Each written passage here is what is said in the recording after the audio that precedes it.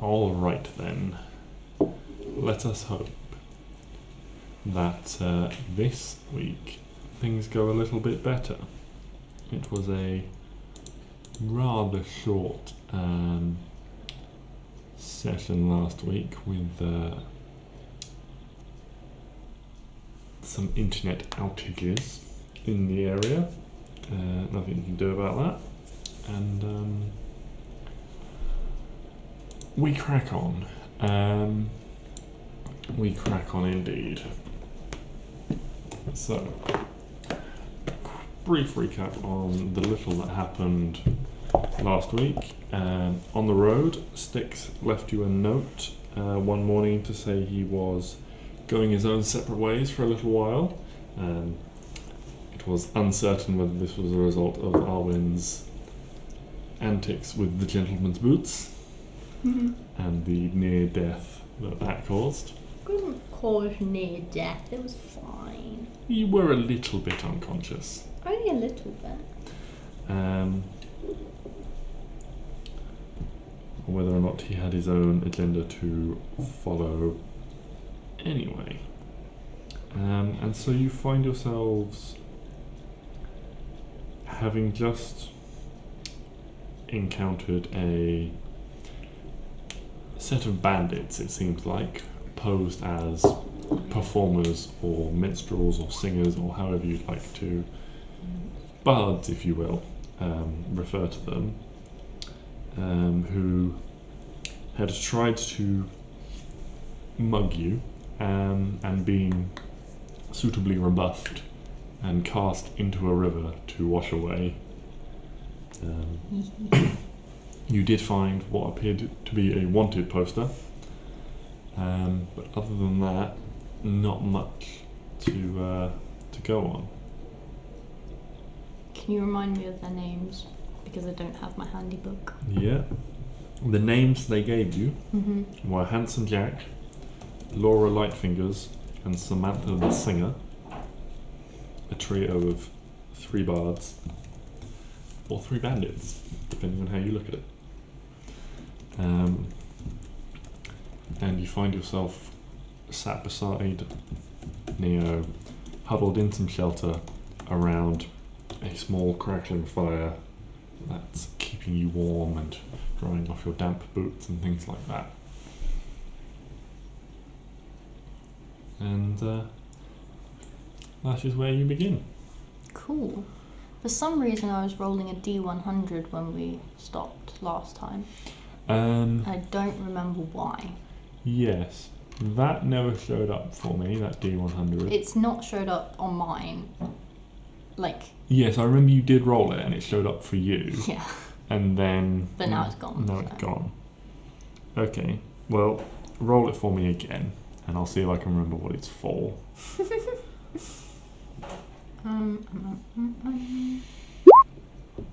82. Very nice. Okay. So, as you're sat around the campfire, you hear over the sound of rain and things. I think you found some nice shelter under this sort of big pine tree and sort of cleared like this little bed of needles. And so there's all sorts of sounds of the weather and the storm around you. Occasionally there's sort of some thunder and over the top of everything, and maybe some flashes of lightning in the distance. It's quite a hefty thunderstorm.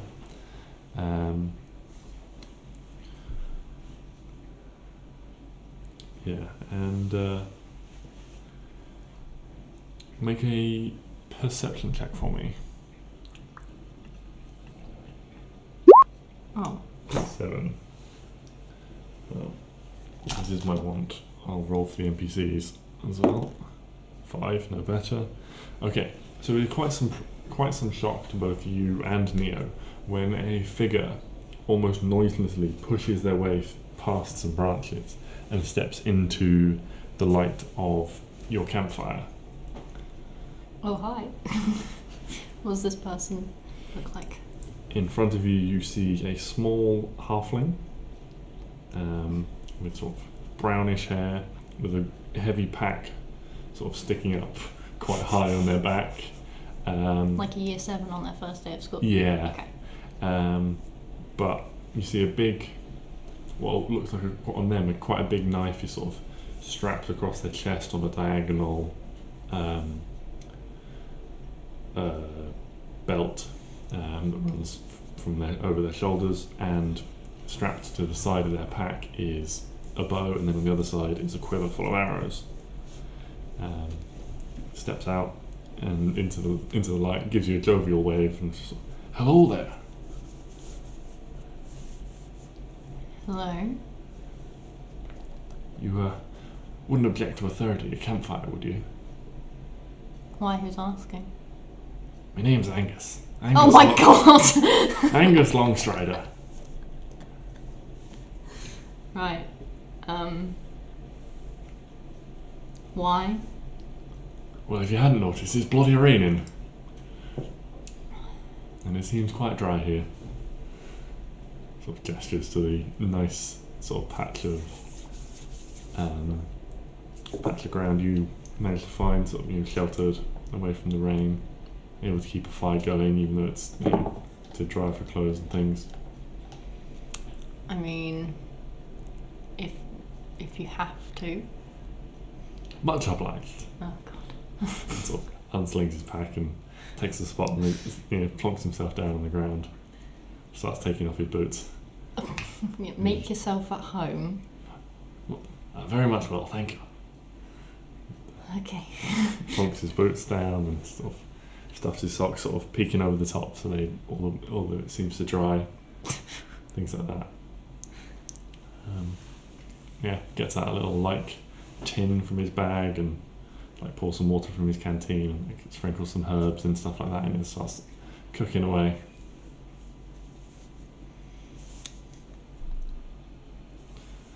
Right.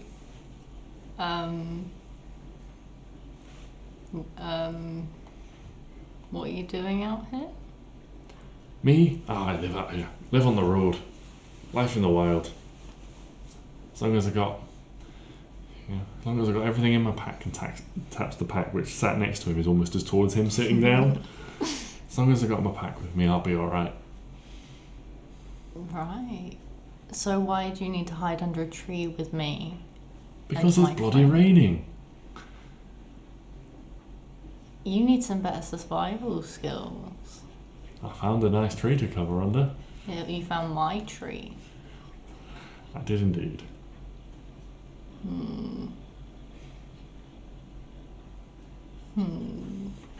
Neo sort of interjects as Arwen's grilling this guy.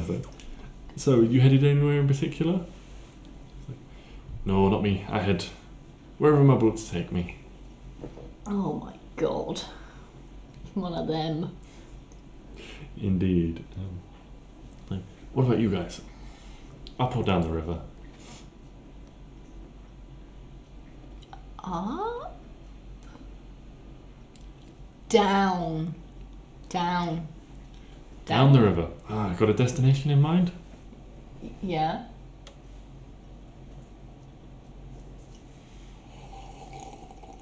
Is it far? Yeah. Well, you'll probably be on the road for a little while then. You'll need a good place to stay. Can recommend the Penny Hill Tavern. Right, okay. Tell them Angus sent you and they'll give you a nice discount. You got my word on that. Oh lord. Okay. If I get thrown out of anywhere because of you, I'm gonna be really angry. No, they love me there. I bet they don't. Redheaded barmaid gives redheaded barmaid gives me a discount every time. Oh dear God. Okay. Cool. What's her name? That'd be Rosie. Redheaded Rosie. Okay. Okay. I will remember Rosie. Why did she give you a discount? I think she's sweet on me. I did them anyone's sweet on you. Did them a favour a little while ago. She was having some bestial problems trying to keep wolves and the like going after her livestock, and this accent has changed. Going after her. Oh, I'll get it back in a second. Going after her livestock. No, it's gone. Going after her. No. Anyway, needless to say, I helped her out, and well, between you and me, I think I saved the business.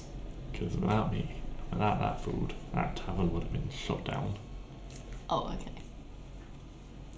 Impeccable cook. You're an impeccable No, cook. Rosie is.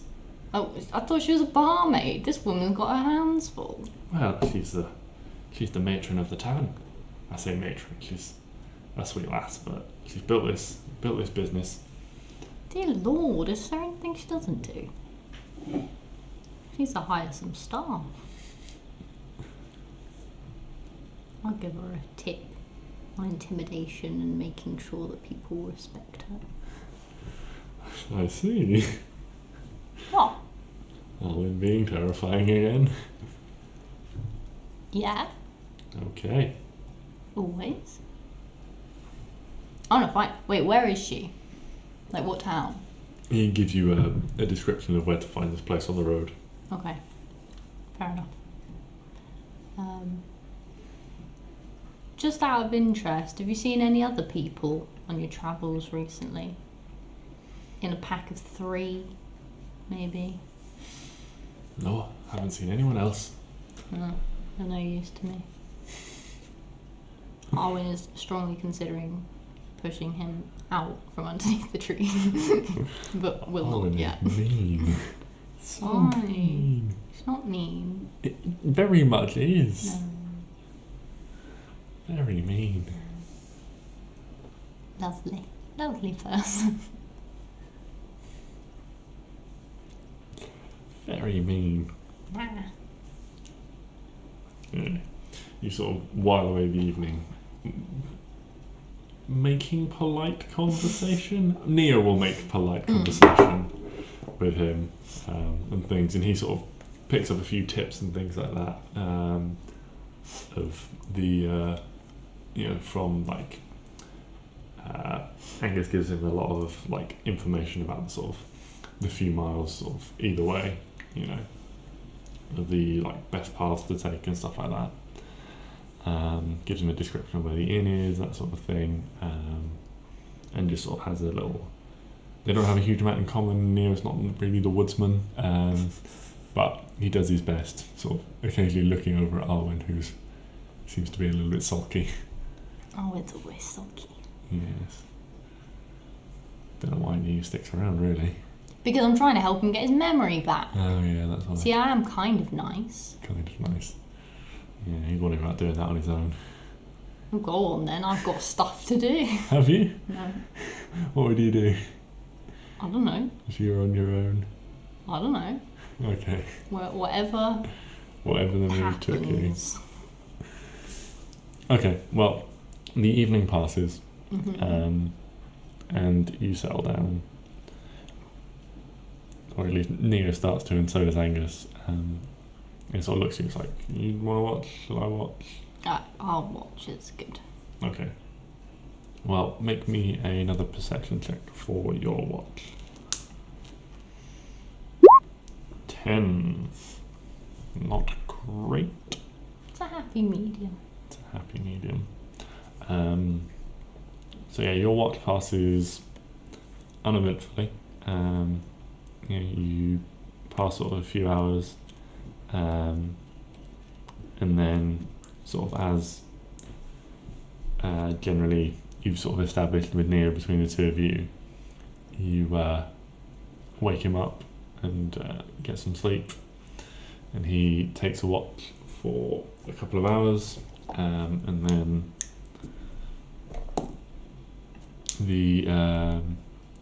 and then you spend sort of a few hours close to morning with both of you asleep, as you can't really watch through the night. Was that a long rest? Mm-hmm. Cool. Thank you. Yeah, that's a long rest for you. And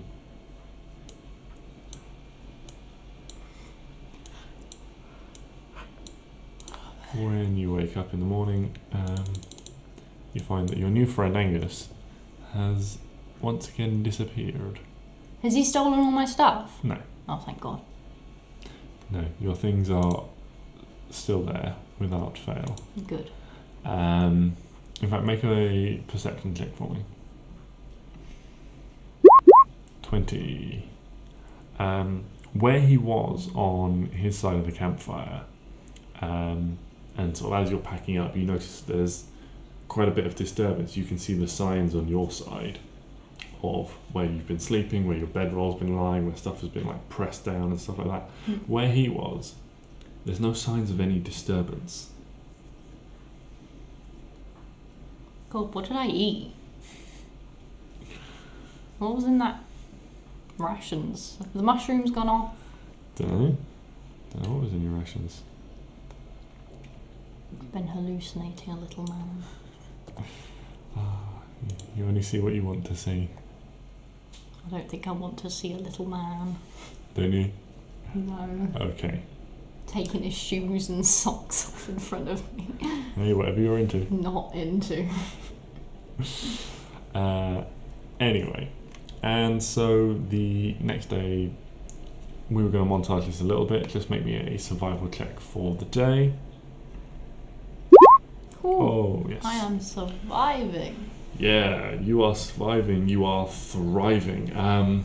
And you managed to lead the way quite confidently down the trail for the day.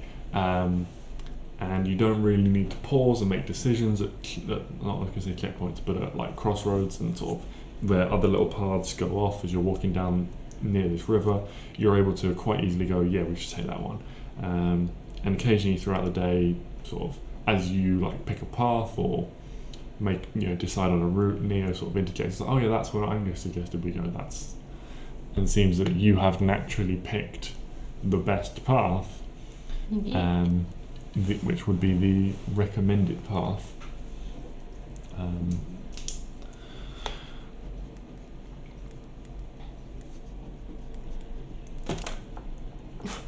And so it's at the end of the day, as the light's late, about pre-evening time.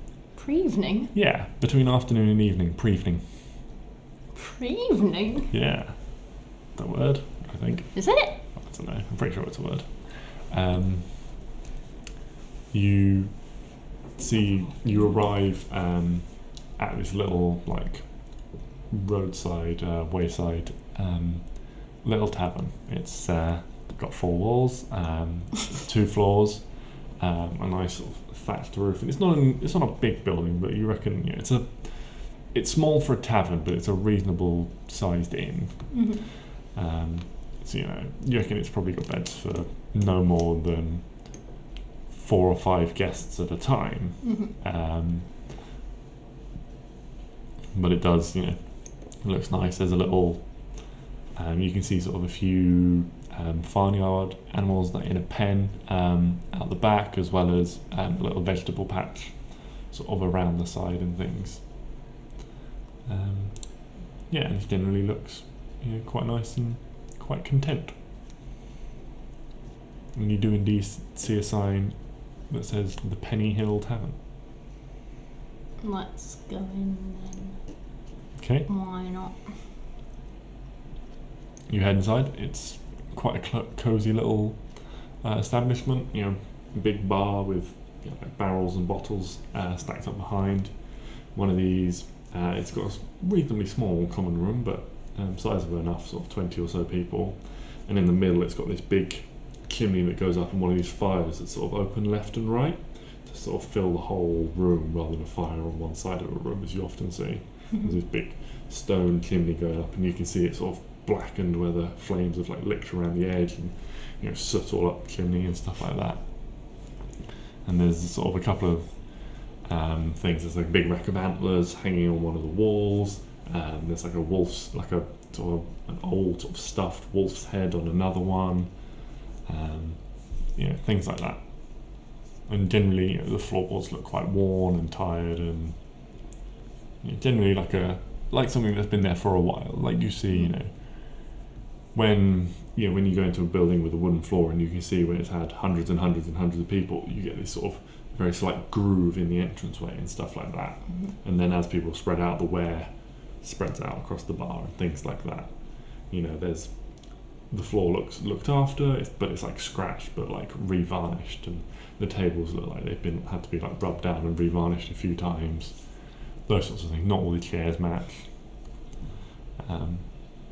And sort of coming out from behind the bar, you see quite a motherly looking woman with sort of fairly greyish hair, carrying sort of two big flagons, and she takes them down and plonks them on the table in front of two people and says, "There you are." And then she turns to you and says, "Oh, hello, what can I get for you?" The beer, ale, stuff, a drink, thank you. 2 beer ales? No, anything that's good. Okay. This fizz off and starts like pulling like pints from behind, like, takes out 2 big tankards and starts filling them up. And then hands them across and says, "That'll be 1 copper each for you." Okay, here you go. You getting them? Yeah. You getting them both? Oh, fine, I'll get them both. I'm just asking because I need to tick off Neo's stuff. Yes, I'll get them both because I'm a nice friend. Yeah, you are. Create some change for him so he's got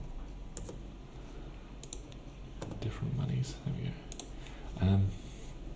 Neo sort of thanks you and takes a big gulp.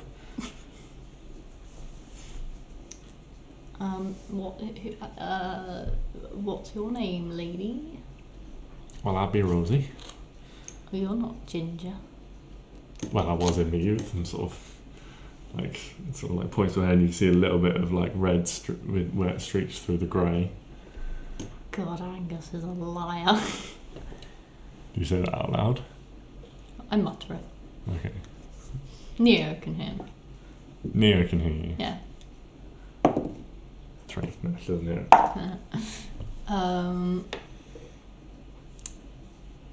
Yeah. Do you know Angus? Well, I've met a lot of people. He's short and he has a massive backpack. Did you? Well, quite a lot of travellers do carry a lot of things. Did you get another name from him? Angus. Did he say another name? He did. Oh dear God. Well, he's Angus and he's really small and he's got an accent like this. Ew. I can't remember how he spoke. Make an intelligence check. Let's see if you remember. Why couldn't it be a performance check for my incredible accent that I did? Oh, I'm dumb. 8. I'm a big dumb. You remember it began with an L. Longhurst. Long body. Long body. Linden.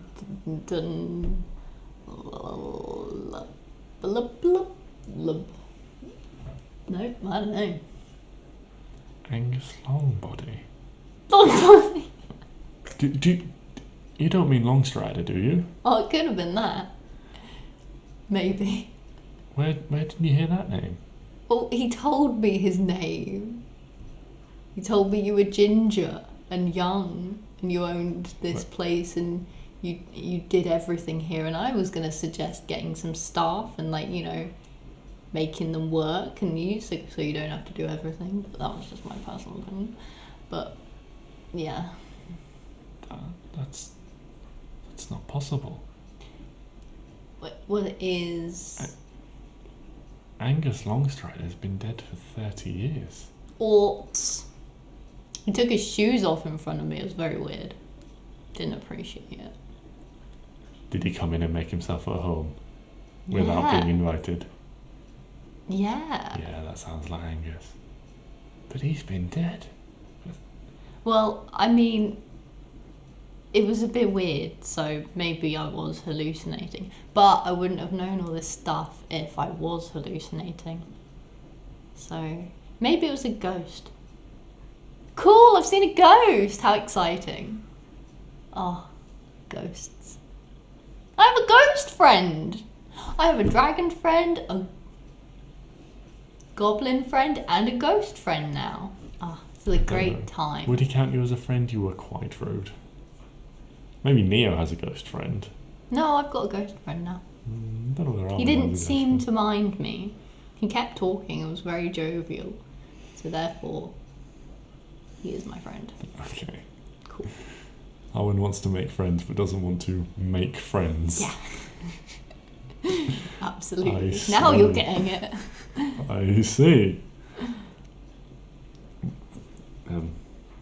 Rosie sort of sits down sort of in a chair, looks a bit sort of shaken and at the mention of a ghost. Well, anyway, anything else I can get you? Do you need rooms for the night? Yeah. Sure. Can I have a discount? Because I know Angus, the ghost. He said you could give me a discount. Well, I suppose it's true. I did used to help the people out Angus sent my way. He was a good one for helping the travellers. Roll persuasion. Persuasion? Yeah, you're quite blunt. I'm very persuasive though. You are quite persuasive. I'm being nice. No, that is nice for Arwen. Yeah, it's very nice for Arwen. She goes, yeah, okay, why not? For Nice. old time's sake, for Angus, I'll give you 20% off. How exciting. So, 2 rooms for the night? Or is it just the one? The two. That'll be 4 silver each then. Cool, you're paying for your own room. 6, 5, 4, 3. What?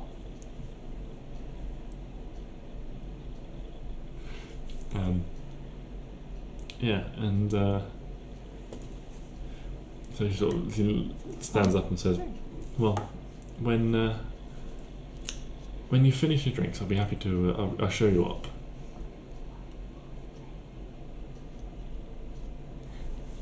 Thanks. Yeah, so do you want, how much time do you want to spend, sort of sitting and drinking, and you sort of, he like ducks me and says, oh, if you want food as well, that'll be another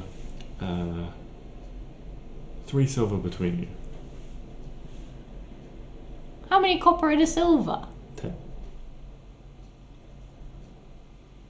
30 copper? Yeah, I really haven't got money figured out.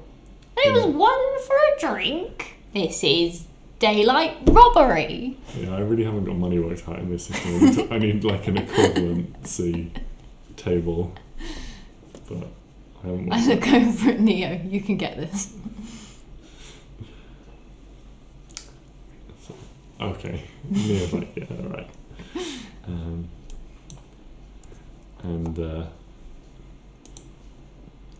And sort of looks over, turns to her and says, have you got any spare supplies? We're running low of things for the road.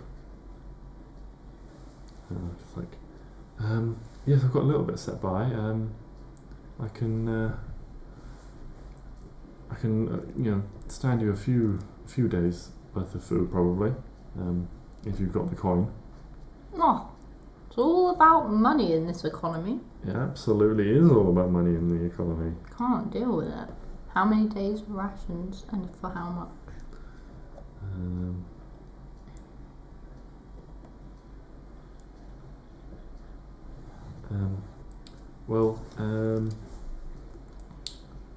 I can probably do 2 days each. So what do we say? 16 silver between friends. For the 4? Yes.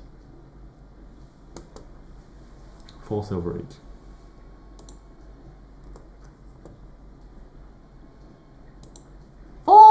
$4 per meal? I'm That's a having day's worth of food. none of this. That's a day's worth of rations. So there's effectively like 3 meals worth in there. Was it 16, did you 16.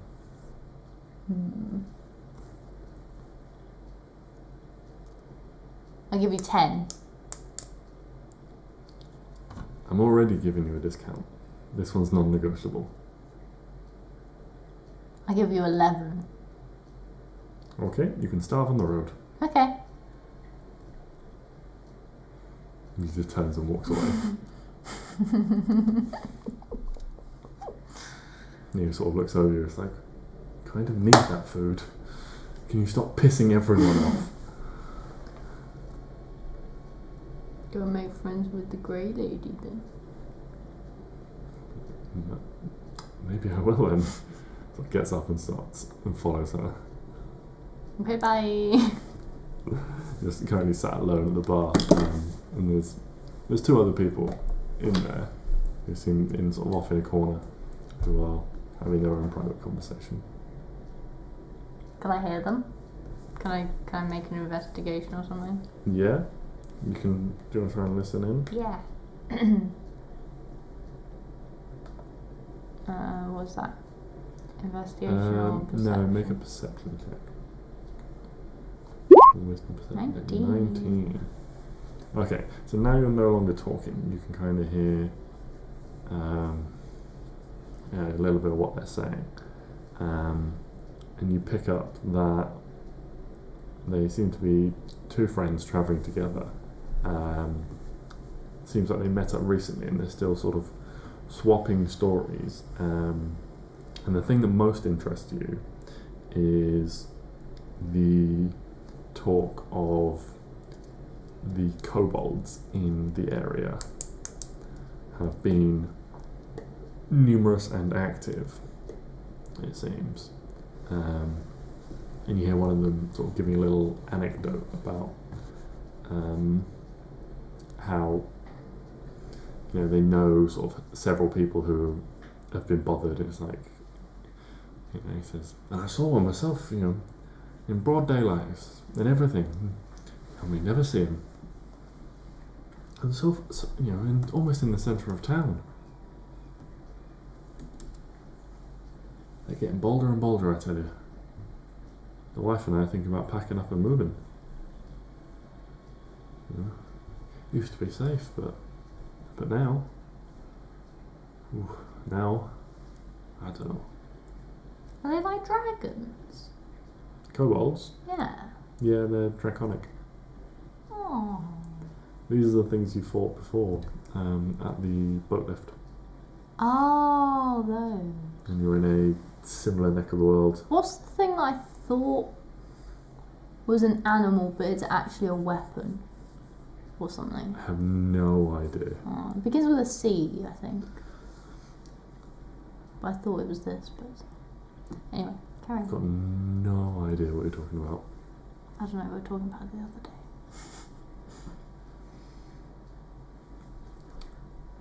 Doesn't ring any bells. Fair enough.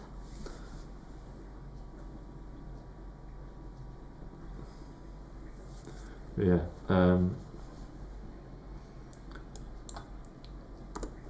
So Neo comes back in, and he's sort of got some like food parcels and things, and he starts like tucking them away in his bag. He's like, well, I smooth things over for you, and got some stuff, so we'll be alright. Well done. Those people over there have been disturbed by kobolds. Wasn't it around here somewhere that that ferry boat, that boat lift or something when we were with Johan? We had. Was he there? He was there. I don't know why I thought he wasn't there. So was that when we encountered them before? Yeah. Little ones that look kind of like crocodiles. No, like dragon men. Yeah. Yes, dragons. That was it. More like dragons. Yes. We should be wary then if they're we're fine. if they're out and about. They don't stand a chance against us.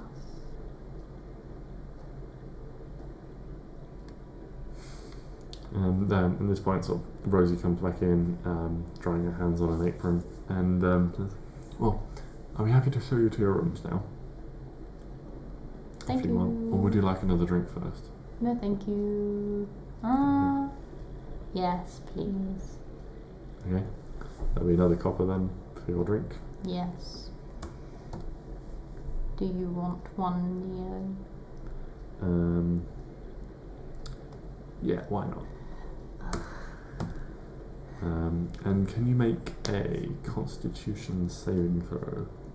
She poisoned me. Nope. It's to avoid getting drunk.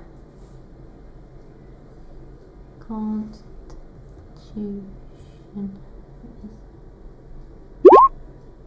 Wait, I'm gonna get drunk off of two drinks. It's like 2 pints.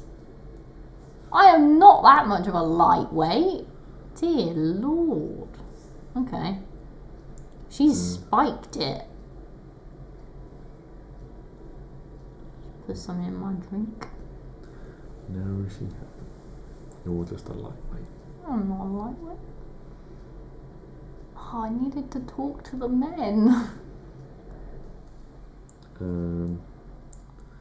Where are the drinking rules that I like to use? Oh, we're doing a drinking game. No, Every this time is Arwen's annoying. Is this the ones I like?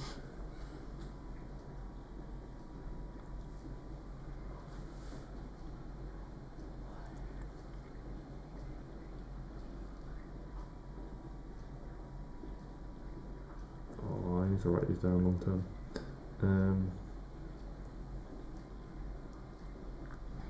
I'll find them at some point.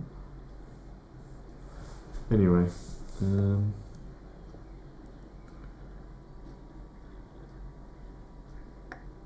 yeah. So anyway, you are mildly tipsy. Oh, that's fine. Yeah, you're not like hammered. That's right then. You're just I'm gonna go little- talk to the men. Okay. Hello? Hello. You have seen the dragon men? The kobolds. Yeah. Yes. Where? Just down the hill in Pennyworth. Nice. They've I'm been, like leaning on both their shoulders. they've been causing quite a lot of problems.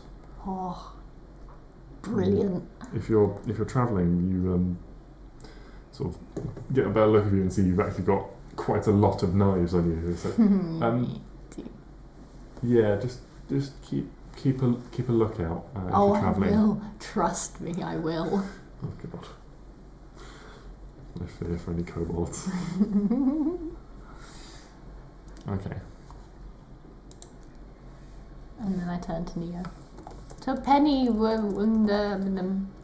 let's go tomorrow when I've slept. Okay. You you carrying on drinking or? Oh no, I'm going to bed. Okay. So you head up to your bedrooms. Rosie will show you the way.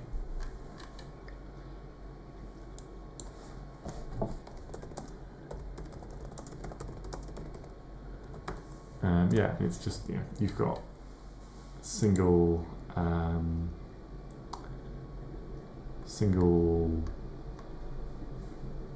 rooms each. 2 single rooms side by side. They've got sort of straw stuffed mattresses.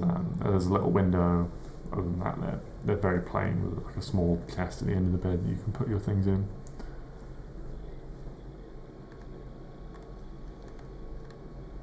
And yeah, you can pass away the night quite comfortably. Cool. Are you... what sort of... are you just completely relaxed? What do you do in your room? Is there anything you do? No, I'm going to bed. You're just gonna sort of Actually, no. I'm gonna... Is there a lock on the door? Yeah, there's like a little latch you can... Lock the doors. Mm-hmm. Shove things under the doors just to make sure if anyone comes in, it kind of stops them. Okay, yeah, there's like a I'm chair very in the room. paranoid, You can so, do the classic chair under the door handle if you want. And do that. Yeah, okay. Then sleep. Okay. With all my knives under my pillow. Alright. Make a perception check for me. A 6. I sleep through all of the disturbances. Indeed.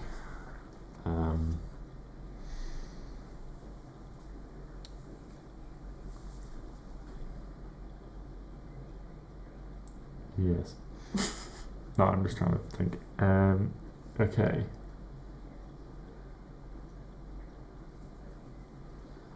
You wake up, so sort of like wide awake in the middle of the night, like, but you're not sure what's woken you up. Something has woken you up, but you're not sure what. It's dark in the room. There's no all the torches and candles and things have been extinguished. You can see a little bit of like moonlight is sort of lighting up a small patch of the floor. Can I look around and see if there's anything out of the ordinary? Yeah, make an investigation check for me. I go back to sleep. Yeah, you don't notice anything. Everything seems like ordinary as you're like looking around. I mean, if there's nothing happening, then yeah, I guess I need to go back to sleep. Okay. As you go sort of back to sleep, you sort of sit up. You sit up and you think you hear something, but you're not sure whether you've just imagined it or whether it's like the remnants of a dream or what. Make another perception check for me.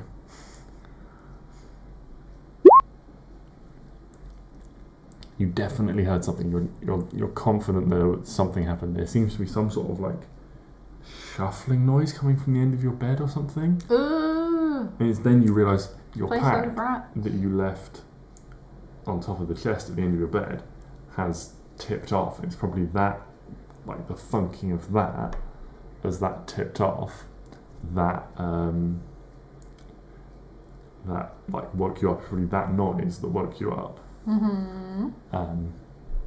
Yeah, and then at the end of so you look, and over the end of bed, your pack sort of seems to be sort of rocking a little bit left to right. I open it. You open it. Yeah. Inside, the egg is sort of vibrating, and you can see that there are actually some like cracks running around it. Oh no! I haven't thought of names. Yeah, well, you're sat there in the sort of the cold light of dawn, and this thing sort of, you're watching it, and it slowly like starts to break more and more, and there's quite sort of sharp cracks, like when two stones sort of knock together. There's this very sharp clack as whenever one of these new like little fractures appear. They seem to be emanating from a point sort of near the top, and sort of spider webbing out a little bit.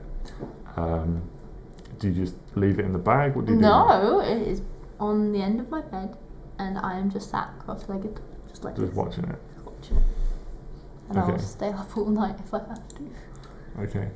This, so these cracks slowly spread, and they grow, and it's quite noisy, and things. And as you watch, they sort of spread, and eventually sort of a couple of little pieces start falling away, and sort of they just drop down onto the mattress, and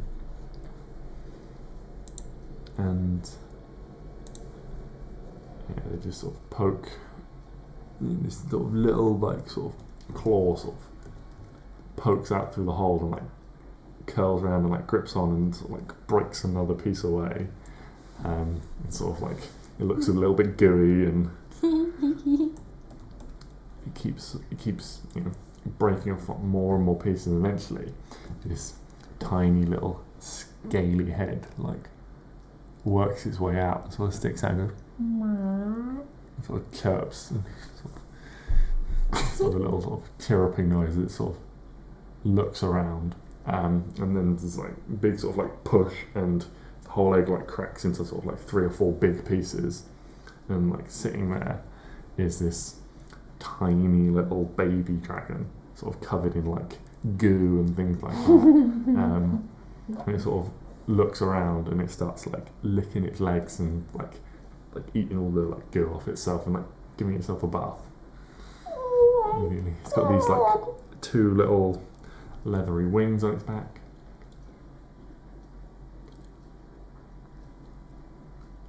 Okay. It's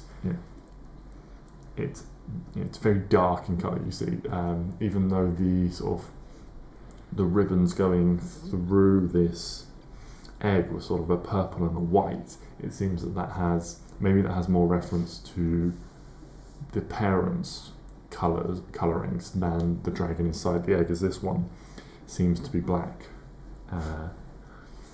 It's a very dark colour, but it's got these very light coloured horns, like there's sort of these sort of white little accents on the tips of the horns. And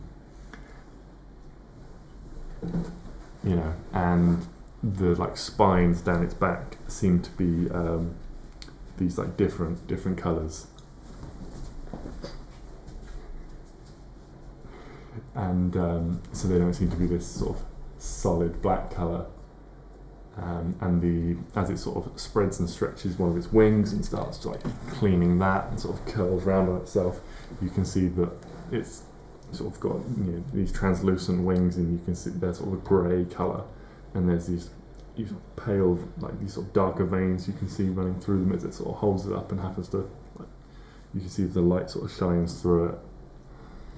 And after sort of 10-15 minutes of you just sort of watching it, this thing is sort of finishes like cleaning up itself, and then just sort of starts like padding around.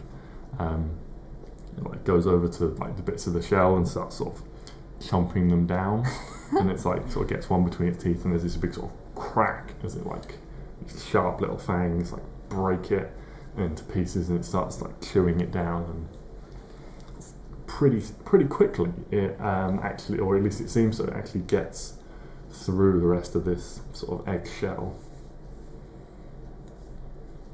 And it's just, you can almost see actually it's quite a lot, and you can almost see the sort of quite thin belly is now actually a little bit distended and full of all this eggshell, and it sort of curls in, it hops up onto the sort of the foot of the bed, and like sort of like sits like on the end of the bed, and like curls up and like wraps its tail around itself. I give it a little scratch on its head. So as you reach out and touch it, Please don't bite me. which finger do you touch it with? This one, the pointy one. The index finger on your left hand. So as you touch it, there is a searing cold that runs around your finger, and almost like a ring, this band of very pale, almost silvery flesh appears. But can I still touch the dragon? Yeah, you can touch it. That's all I care about. So it's like as you first touch it, it's like pain and like icy feeling like wrapped itself around your finger, and this like fleshy patch, this patch of skin, you changes colour, and you sort of like draw your hand back, but you can like, and the dragon like turns its head and like looks at you at this point, and looks at you like it's almost like the first time it's like really recognised or taken notice of you, and it looks you like straight in the eyes. It's just sort of like now staring straight at you. Scratchy, scratchy, scratchy. So you reach out and it sort of like shrinks down a little bit under your hand, but then when you start stroking, it sort of like pushes up into it. It's like, yeah, go for it. Go on, that's good, dude. That's the good stuff. Yeah. Yeah. And so this thing is probably, about the size of a kitten or something. It's very small. I want one so badly. And it seems quite content, and it just then like hops down and sort of like walks towards you, like across the bed, like pads like sort of towards you across the bed, and sort of flops down like against you, and sort of like wraps its wings like sort of one wing over itself like a big blanket, and seems to go to sleep. Oh my god, I'm gonna cry. It's so cute. Do I know if it's a boy or a girl dragon?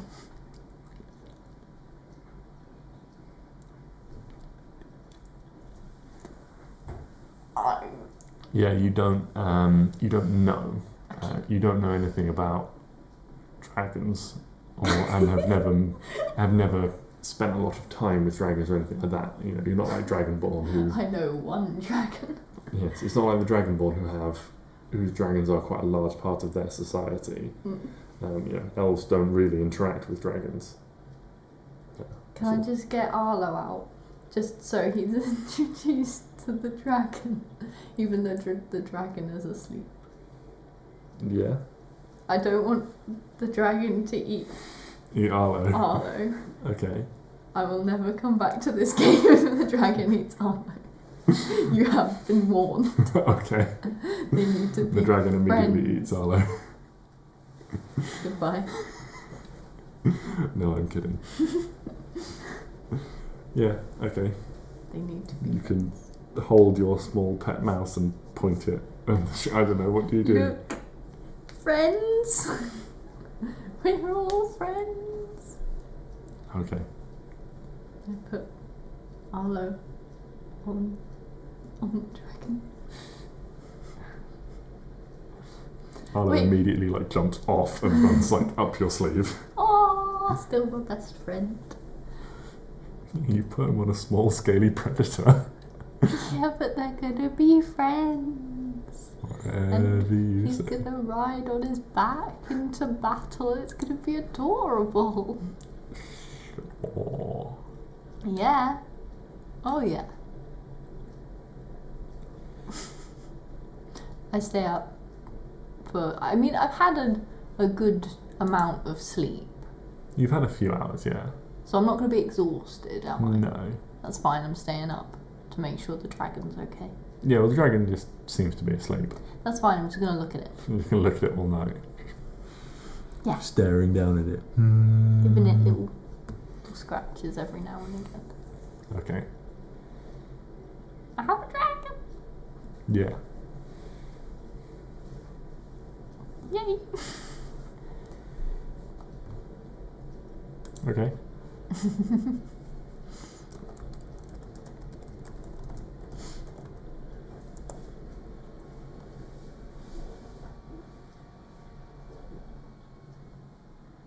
So you do you stay up until the next morning, or do you get any more sleep at all? Maybe a little bit of Okay. sleep. So when you I am wake up, hugging the dragon. you are not hugging the dragon Why am I not hugging the dragon? because the dragon would not allow it. If you tried to move it, it would probably wake up and be displeased. Okay. But yeah, so when you wake up in the morning, the dragon is sat on the like corner post of your bed with his like tail like curling around, sort of his wings sort of half unfolded, like just looking at the out the window. Hello, dragon. You're so cute. When it realizes you're awake, it sort of turns back towards you and sort of hops down, sort of starts like looking around, sort of like sniffing where the egg like cracked open. Starts like looking around and sort of sniffing, and it's almost like digging through, and it's like can't find any more fragments, and sort of pads over to you.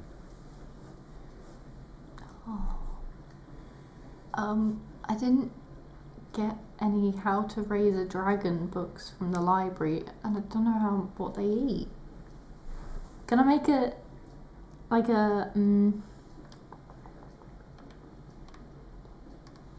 what would it be, like a maybe nature or something? Check to see if I know what they eat. Yeah. Oh, I suck. 7. I don't know. Yeah, well, you know, from what you know about dragons, you know they eat like a lot of things, so you're pretty sure like any meat would be a safe bet. I get one of my rations out and I put each different thing at a different, like, spread out on the floor, and I see which one the dragon goes to first. Okay, so what exactly do you lay out from your rations? I don't know what's in my rations. Well, what would you want it to be? Like berries. It's like cheese and hard meats and stuff that will last a long time. Meat. There are berries. So there's like, you know, jerky and. I'm gonna say berries because I like to go and find things in the forest. Yeah. I'm a forest Okay. person. So yeah, that. Meat. Cheese.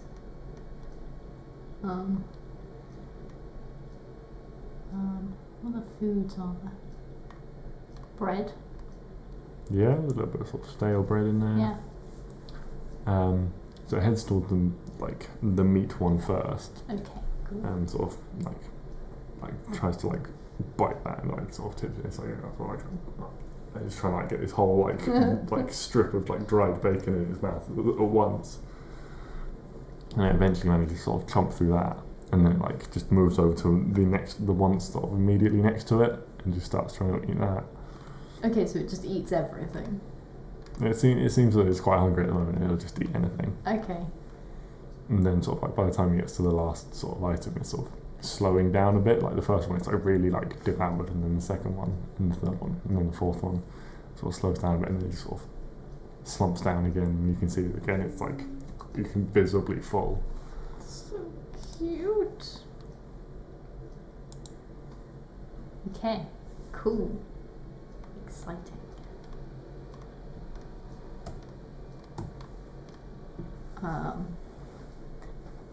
I'm just gonna stay in my room until Neo comes and knocks on the door because I'm having a great time with my new dragon.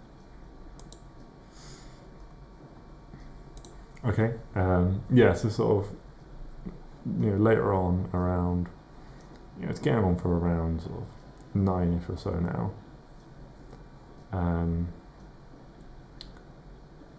You know, sort of the time you'd usually sort of, if you were breaking camp, expect to be up and ready to go. Neo comes and knocks on your door. It's like, oh, and you're right in there. I come to the door, poke my head out.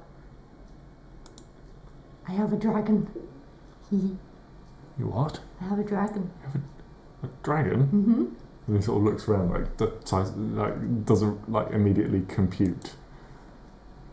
But it's like you've got a dragon, but then in his head, dragons are massive, and the room doesn't really understand immediately. Dragon. What are you talking about? I have a dragon. He came out with the egg. The egg hatched? Yes, and now I have a dragon. He's like all excited, like pushes into the room. Even don't touch my dragon. So very, like, you know, like sticks his head on the door. Like, that's amazing. Yeah, it is. Do you know if how if dragons are girls or boys?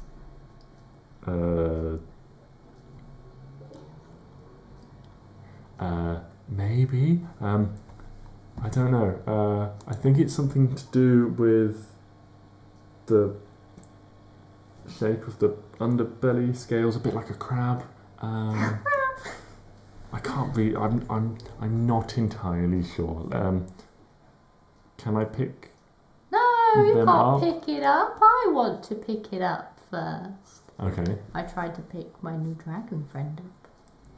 How? I stroke his head, Yeah. and then I like slowly. I'm like, oh, can I pick? Oh, can I pick you up? Like really slow and like, and then So it's like, as you like hold out a hand towards it, it sort of like walks like up your forearm, and so it's like, and you can like take it and like turn it around. Neo has a look at it. That's on the floor, and he's like, I'm pretty sure that's a boy. boy dragon. Not quite sure, but I reckon it's a boy. I look. As you dragon. are like holding the dragon in your hand, you get you get like an image in your head of like Neo, like looking. It's almost like you get a switched perspective of like you're suddenly like looking from your own arms at Neo, and then like it flicks back again. Oh, this is cool. And then you get like, and then like a few seconds go by, and you get the image of like another like picture of like the little like dried like bacon strips or jerky strips you laid out for it. It seems the dragon is still hungry, or you get the impression from it that it's still hungry. There's like a feeling of Talk to me. Okay, dragon. We'll go and find some food for you. okay. How do you feel about the name Hugo? Yeah. Okay. You don't. Arwen has no idea what's going on. You But don't his have a- dragon is called Hugo now. You don't get any like significant response from the dragon. It doesn't seem to quite be like putting two and two together just yet. Okay, we'll try out some other names, Hugo. Well, it's. I mean, Lame boy. it's like if you named a cat immediately, it wouldn't respond to the name immediately. Yes. Maybe you've got to learn his name. Hugo. Hugo.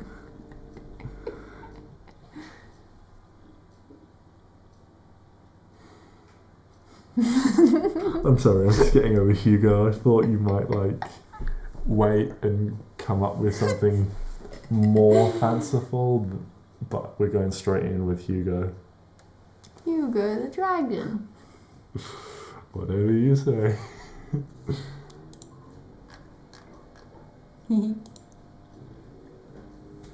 Whatever you say. Hugo the dragon. Yeah. Okay. Maybe that's fanciful in this fantasy world because all of these names are really weird, so a normal name is actually a really weird name. Therefore, Hugo. Could be. It's canon now. It's called Hugo. Hugo the dragon.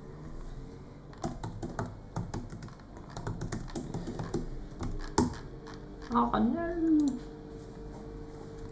Hugo! I don't know how to spell it.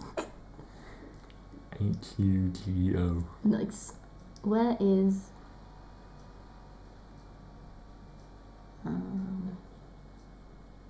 slightly magic, not rock. Pardon? Where is slightly magic not rock? Yes, that's what I'd named the stone, the egg, Ah. before I knew it was an egg. Right. Slightly magic not rock. Because I thought it was a rock at first, Hmm. and then the lady said it was magical, Yeah. so I then said it not a rock, Mm-hmm. so it was then the slightly magic not rock. I see. Yeah. And now it is a dragon. Woohoo. Okay. Slightly magic, not rock it is. I go and see Rosie with my dragon up my sleeve so that he's not going to be seen by the world, because I don't think people would like the dragon in their pub. Okay. Hello! Sort of, go down into the common room and exuberantly introduce yourself, it seems.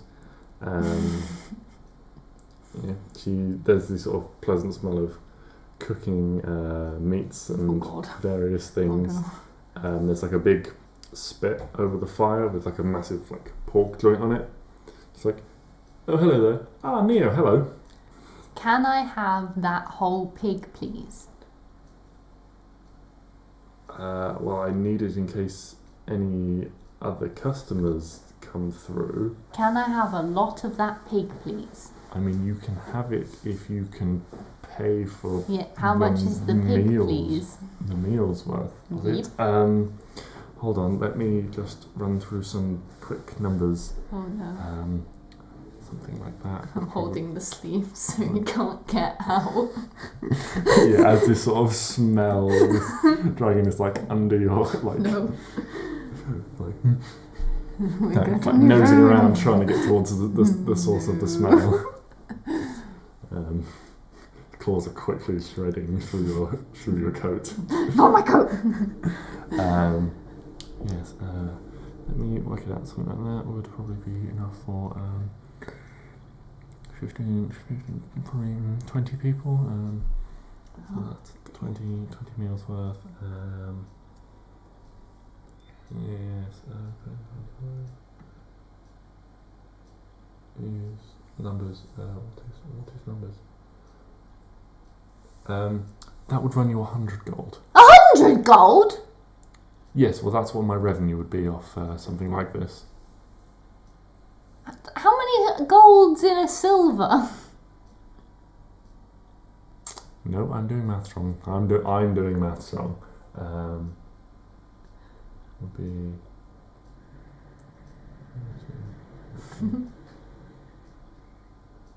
Yes, something like that would be 10 gold. Sorry. Oh, thank the Lord! Yes, I'll do. Yeah, that's fine.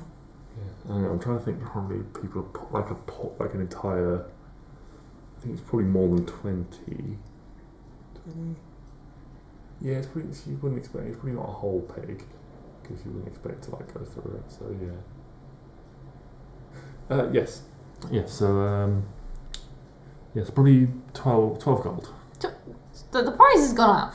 Yes, the price has gone up as I've done maths in my head. 10 gold. Seeing as you're buying the whole thing, well, I won't be able to sell to it. I'll have to cook another one. 11 gold.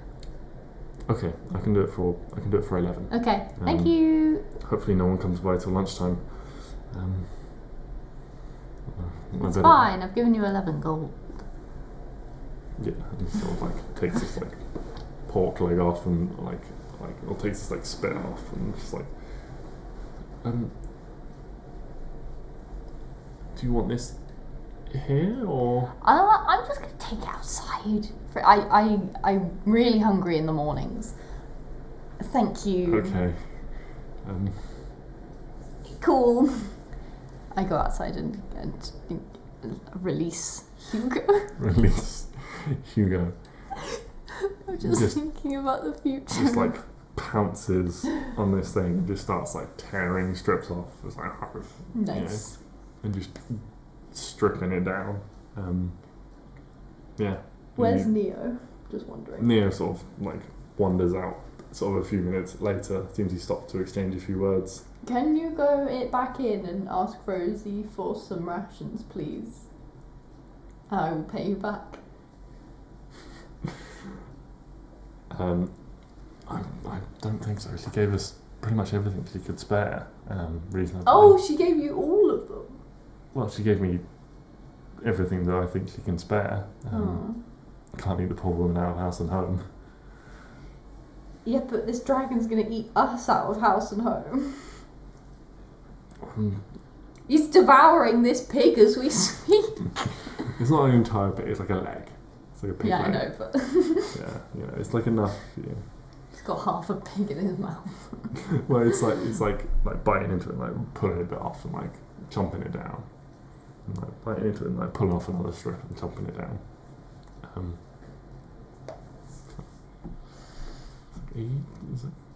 I don't think he'll eat the whole thing. It's quite a lot. I think he's hungry. Yes, but that is a lot. Well, I'll eat some. I'm hungry. This thing is like 3 or 4 times the size of Hugo. Yeah, and he's gonna eat it all. Well, I'm gonna have some, so that I don't starve to death. Yeah, you can just like sort of help yourself. Yum yum yum. Yeah. You can have an entire breakfast of pork. Yeah. Neo sort of tries to like tuck in, but Hugh's a little bit more defensive when Neo tries to interject. So like, snaps at his fingers when he tries to like. He likes me. I'll give some to Neo. Okay, Neo doesn't starve. No, not today. Thin and frail and weak, Neo doesn't starve. Yeah, so you can do that. Yeah, and so it takes a little bit of time for Hugo is sort of sated. Again, sort of curled up and sort of hops back up onto your arm and just sort of sits, sort of lies there more than just sort of and seems to go back to sleep. Can you curl up on my shoulder and You sleep? can like put him up on your shoulder. Yeah. Yeah, he'll like sort of like the tail like wraps like around your neck, like across your the back of your neck. Yay! And it sort of lies there. Claws like digging in a little bit to keep from falling off. That's so cute. Oh, adorable. Okay, cool. Can we go to the weird town down the road? Yeah, you're gonna just head straight off. I'll wave through the window. You just wait, okay. Neo sort of like ducks back in, it's like, thanks for everything, we're off. Sort of jogs to catch up as I'm just like power walking away. Time to find dragon men that aren't dragon men, the bad dragon men. Mm-hmm. Yeah, so you head off, and again, we'll sort of skip through another sort of day or so, and it's around sort of lunchtime the day after. I've completely lost track of time and everything and the way time works. But yeah, it's around lunchtime when you arrive and you recognise the train. You come back closer to the river and you hear this crashing waterfall in the distance. And you push through some trees and you can see ahead of you there is this little there is the crane lift for craning small boats down this waterfall so they can continue on down the river. And you can see from a distance that it's a little bit less active than you were expecting. There's no ships pulled up, either docked or like waiting. The crane is just sort of dangling loosely like over the side, whereas before it was kept very sort of neatly away.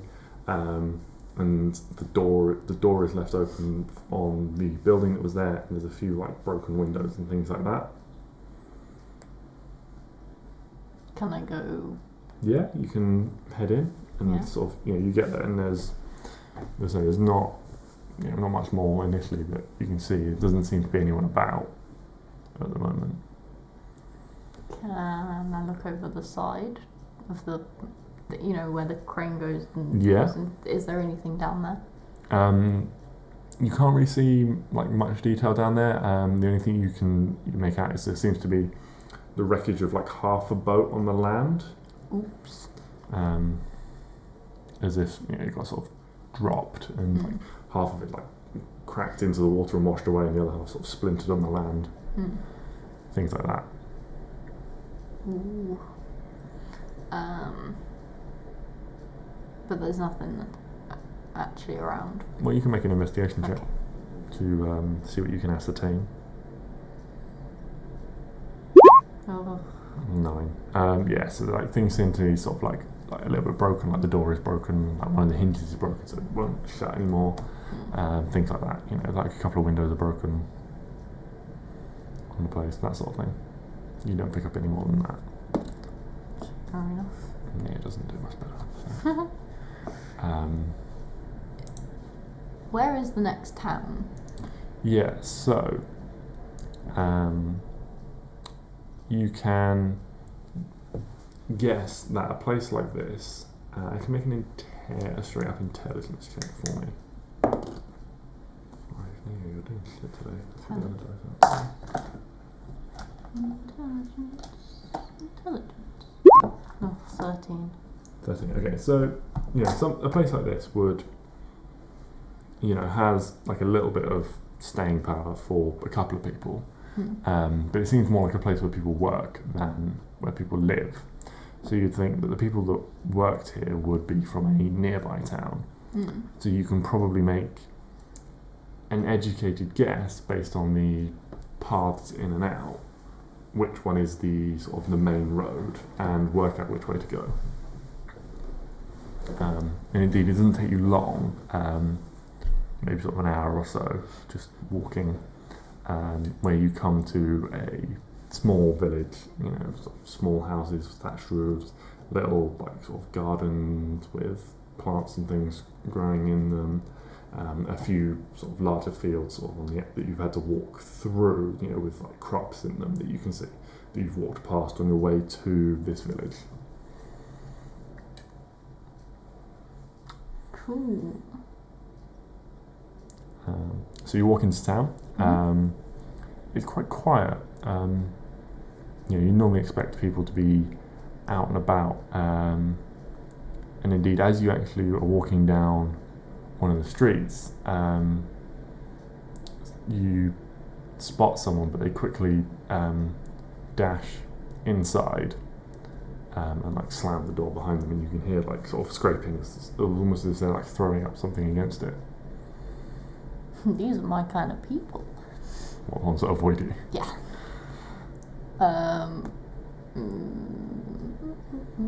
Is it just houses around? There's a couple of little shops and things like that as well. There's you can see like a little blacksmiths, and sort of it's quite a small village. It seems mainly it's not so much a like a town where businesses function. There's a couple of things like there's a butcher's and a carpenter's, but there's like the very basic amenities. It would be fairly safe to assume that the people here didn't necessarily always operate on a financial system. Sometimes it would potentially often be more of a barter system. It's like, oh, if you fix my roof, I'll help you plough your field, that sort of thing. Are any of the shops open?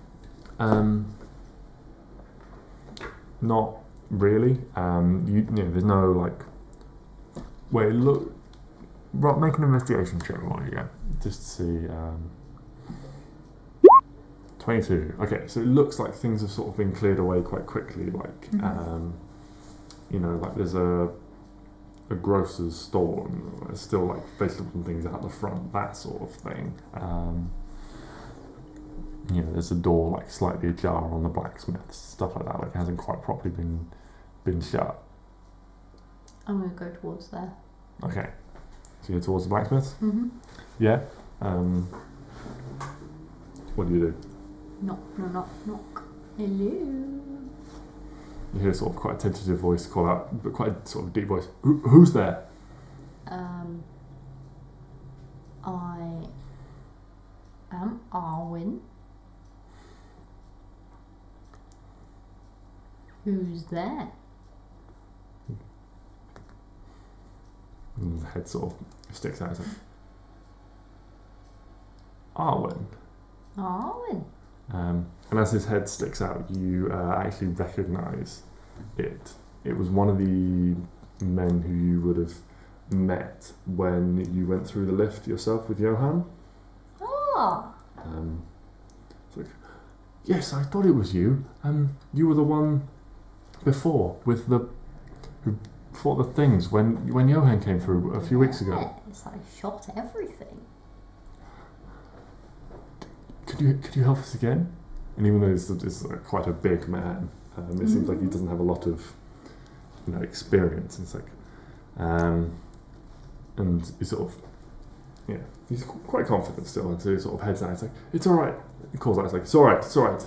They're friendly, and people sort of start coming out and going about their daily business. A few people gather around, and he's like, and the guy's like, this is Arwen. She was. Do you remember one of the times when they attacked? She came through on a ship with Johan, and she and Neo, right? Yes, Neo here. You would have spent some time mingling, so they would have sort of picked up and certainly remembered you. Yeah. And they were good. They helped Johan get his ship through and drove off.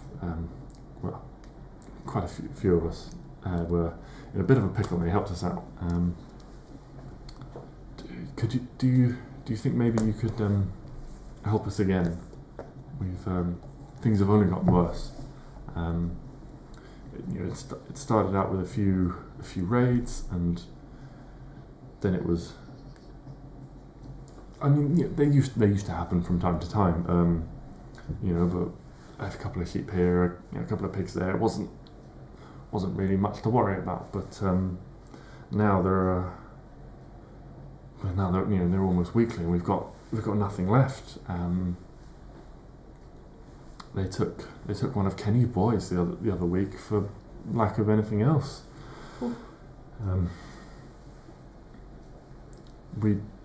They seem to come from the same direction. They seem to come from the same direction to the south every time. There's the old. They might be in the old mine over there, we think, but no one's brave enough to go and check it out. I'll go. You will? Mm-hmm. Oh, thank you so much. Please be careful. We don't know what's in there, but something must have changed to force so many of them out, and for them to be so well organised and well supplied. Before I go anywhere, will anywhere here sell me arrows? Yeah, you can buy arrows. Cool. I desperately need some arrows. Okay. Can't remember when you used all your arrows, but sure. Yeah. I haven't you can bought any since the elf lady. Oh yeah, it's been a while. It's been a very long while. Yeah. You can buy arrows here. Cool. Because like a lot of these people would be like foragers and hunters and stuff like that. Who make a living off the land. So you'd have other rangers and things like that. So they'd need it. So the blacksmiths can make arrows. So yeah, you can buy arrows. I can't remember what the cost of arrows is, but yeah. How many arrows do you need? 10, please. 10 arrows.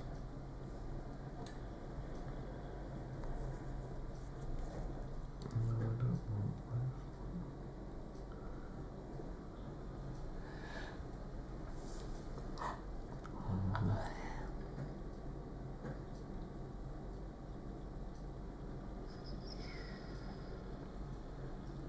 It's like 4 copper an arrow or something. That's why it's showing me the cost of magic arrows, because it's auto-filled in the word magic. So 20 arrows is 1 gold according to this. So you need 10, so that would be 5 silver for 10. Or 1. 1 gold for 20. Remember, you can only carry 20 in a standard quiver. Yeah, I know. Hold on, let me convert some money, because I don't... Wait, how many silvers in a gold? 10. So 1 gold is 10 silver. And how many silvers do I need to give to you? 5. 5. For 10 arrows. 11, no, 13, 12, I need to 11, write. 10, 9, 8. I need to write some of this stuff down in my notes. Cool. Thank you for the arrows. That's alright, you bought them. I did buy them. Yeah. Is there anything else you want to stock up on while you're here? And do you have any food, good sir? Yes. The store over there. We've got the butchers, or there's the general store. For your sort of wheat, grains, that sort of thing. I need 4 rations. 4 rations. Yeah. I mean, we can just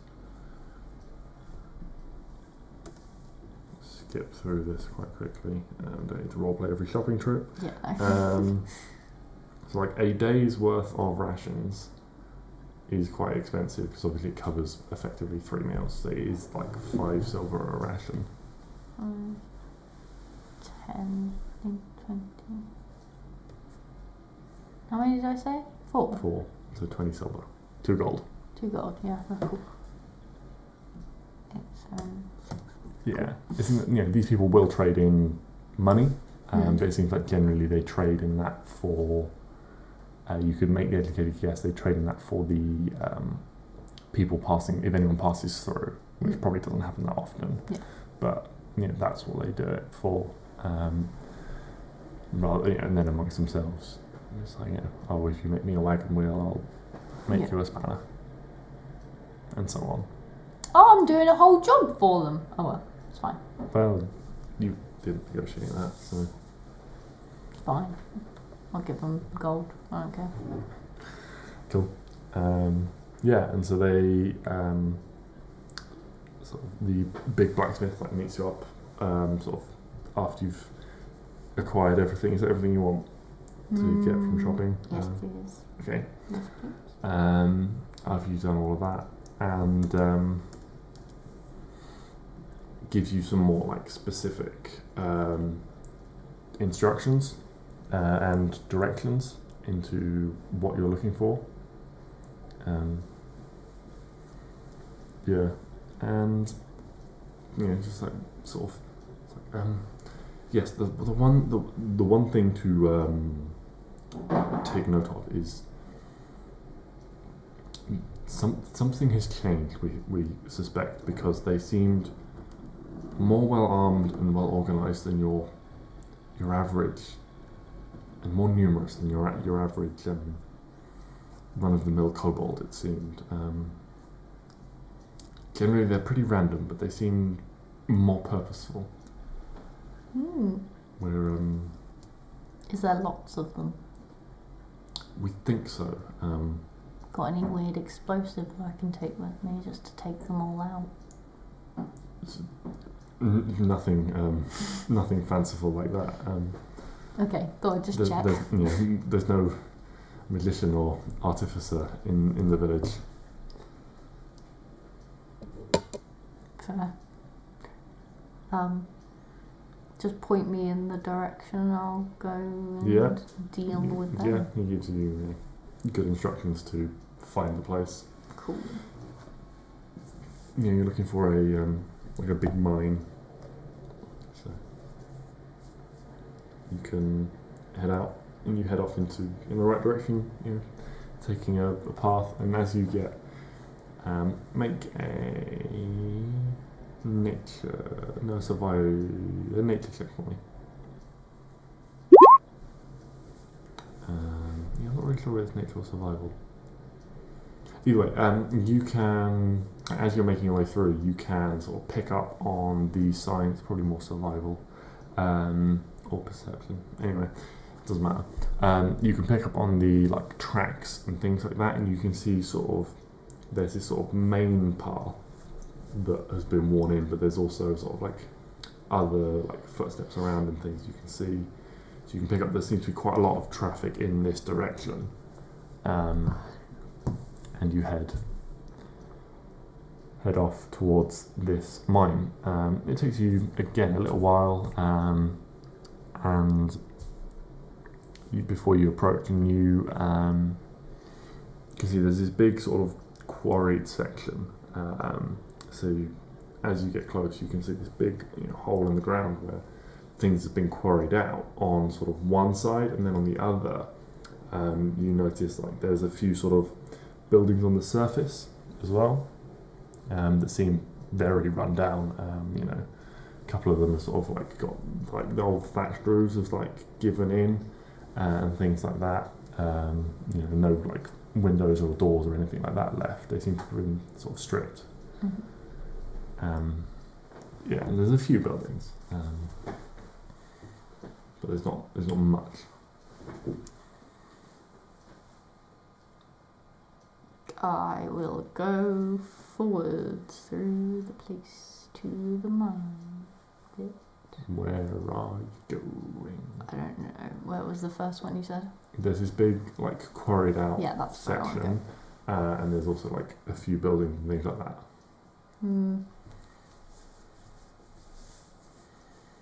I'll look in the windows of the buildings. You want to investigate the buildings? Yeah. Okay. Investigate. That's a 3. So you investigate the buildings, and they seem pretty run down. You can't really there's like so little clue as to what's there, that you can't really work out like what they would have been when they were functioning buildings, except for there's one that still seems to have been maintained, and it's not much more than like a little like 4 posts and a roof, and it seems very sort of like mismatched. It doesn't have like fine craft, but over it, it's like standing over this hole in the ground, this like shaft that heads down, and there's this platform that's like suspended on a rope that goes like up and over, and it seems there's like this little lift.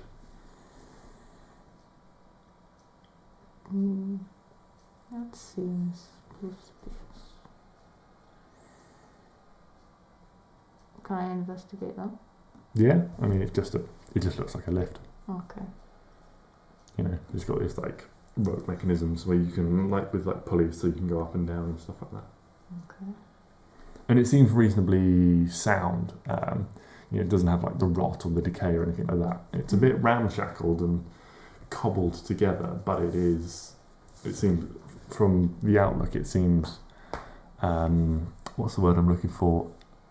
Like functional, even if aesthetically it's not all there. Yeah. It's not fine craft, but it's functional. Can I just go to the quarry bit? Yeah, you head over towards the quarry. It's just this like big like sort of, it's got quite straight sides. It seems like you can sort of see the different layers of stone where it's been quarried out over the years, but they've all got this like weathered look to them, like rain streaked, and like it certainly doesn't look like it was recently quarried. And there's like down in the bottom, there's like a few like sizable trees and things growing, sort of 20-foot trees, stuff like that. And there's like not like creepers and stuff like that has like grown around, and so it seems very disused. Like it was not recently like abandoned, this quarry. Can I go in it? You can try and climb down. Yeah. That'll be an athletics check to climb down. It is about probably 50 feet. Oh my god. That's a 10. So you're just free climbing your way down, and you get sort of you get the first sort of little bit. Maybe there's some like long grasses or roots and stuff that have like grown through, and like grown through, and you can like use these as initial like handholds. And so you manage to get like a little ways down, but then like you start to like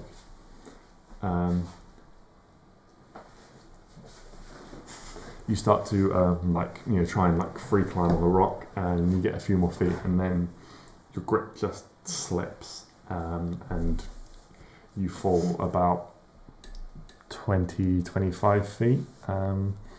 Make a dex save for me. Oh dear.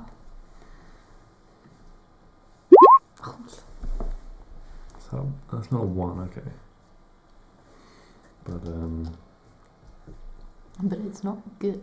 No. So what is it? What's 1d6 for every 10 feet. So you get a decent way down before you fall. You do take 5 bludgeoning damage. And he sort of hears your like shout as you fall, and like his head like picks up. He's like, "Are you okay? What's going on?" I fell. Like an idiot. Fell. Don't mind me. How are you going to get out? But, oh. Wait, is this just a big hole?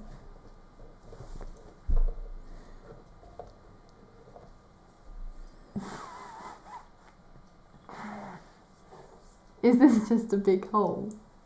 So Neo looks down and is like, should I come down there? Or should I stay up here? Hold on, is this just a big hole? I don't know. Can you see anything down there? I'm asking you. I'm not telling you. I'm trying to investigate. Yeah? Am I just in a big hole? Do you want to investigate the big hole? I'm 14, am I just in a big hole? So you can pretty much sort of wander around the quarry, and you can see like a few signs of where structures were. Like they had like maybe like this big sort of stair, you know, for getting like up and down into the quarry. There was like this big sort of maybe like ramp in one direction, so they could like actually like drag these like big blocks of stone out, but it's like so you just see the foundations for it, and like, you know, it's like massively rotted and stuff like that, all the wood and things. Is a quarry the same as a mine? No. Oh God, it's not. It's just a big hole. A quarry is just a big hole. A mine is like tunnels and stuff like that. I've got myself into a big hole.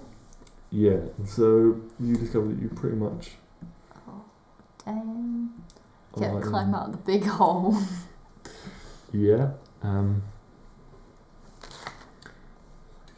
you eventually sort of wander back towards Neo. It's like, was there anything down there? Yeah, I killed it all. Yeah, don't worry about it. It's cool. Alright. It's good. Roll a deception check.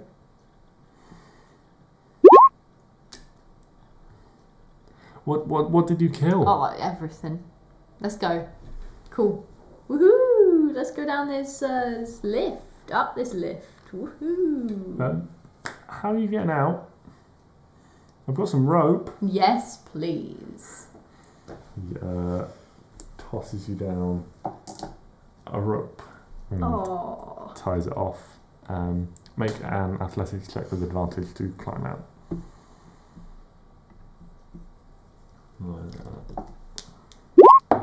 20. Nice. Nice. And the rope holds as well. Do not die. Neo's not so good this time.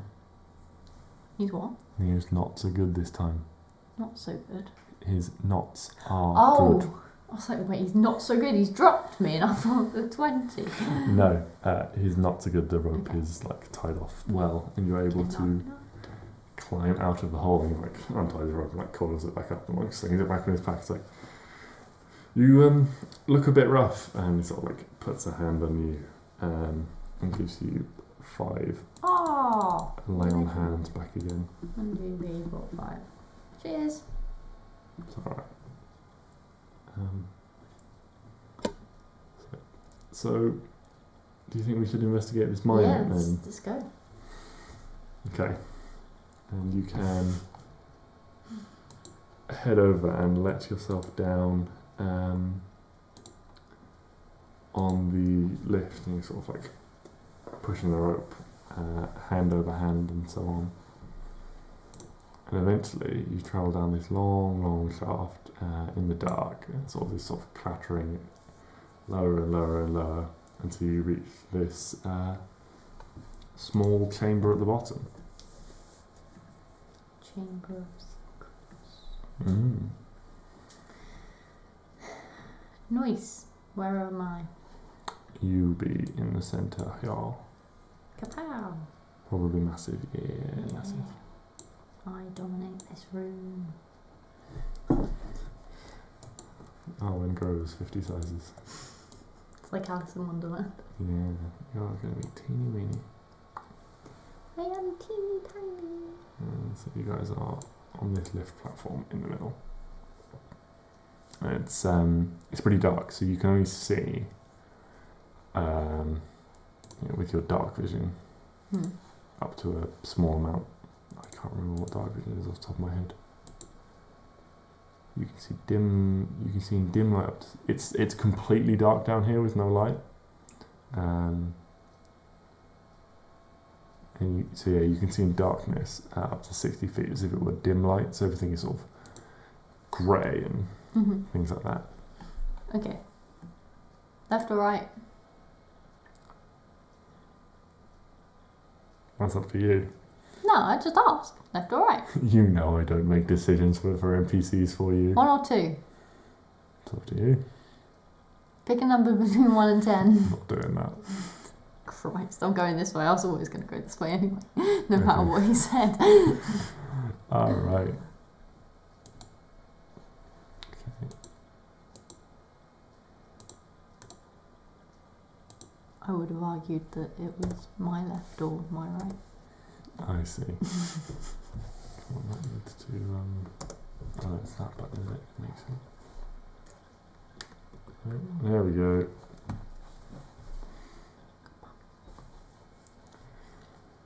No. Hold on, I'm gonna sneeze. No, I'm not. Hold on, let's just take a look at my notes before you like zoom off. No.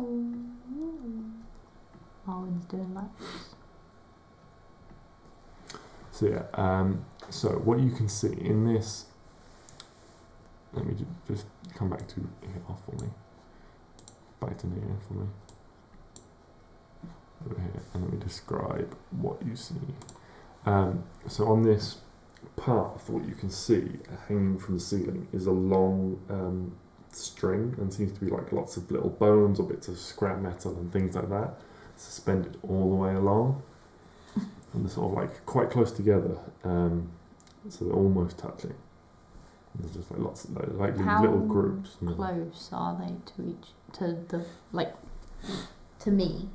They're like the ceiling is low. It's like 6 feet max, and there's this little there's a set of rails as well that run along the.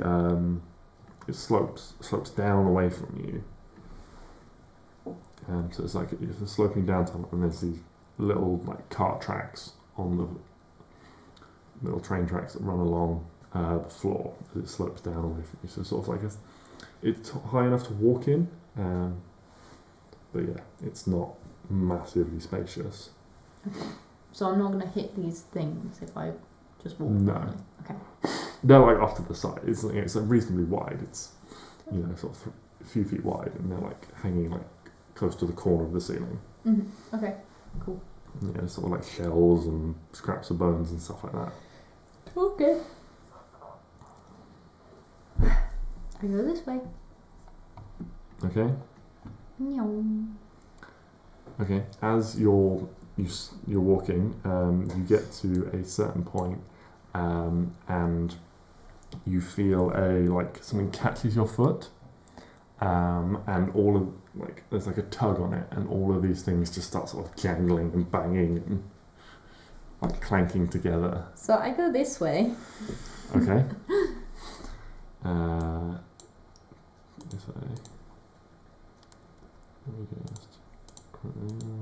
Yes. There you go. Another little tunnel. I'm going to leave Neo alone because I can't bother to move him, but assume he is with you, pretty much.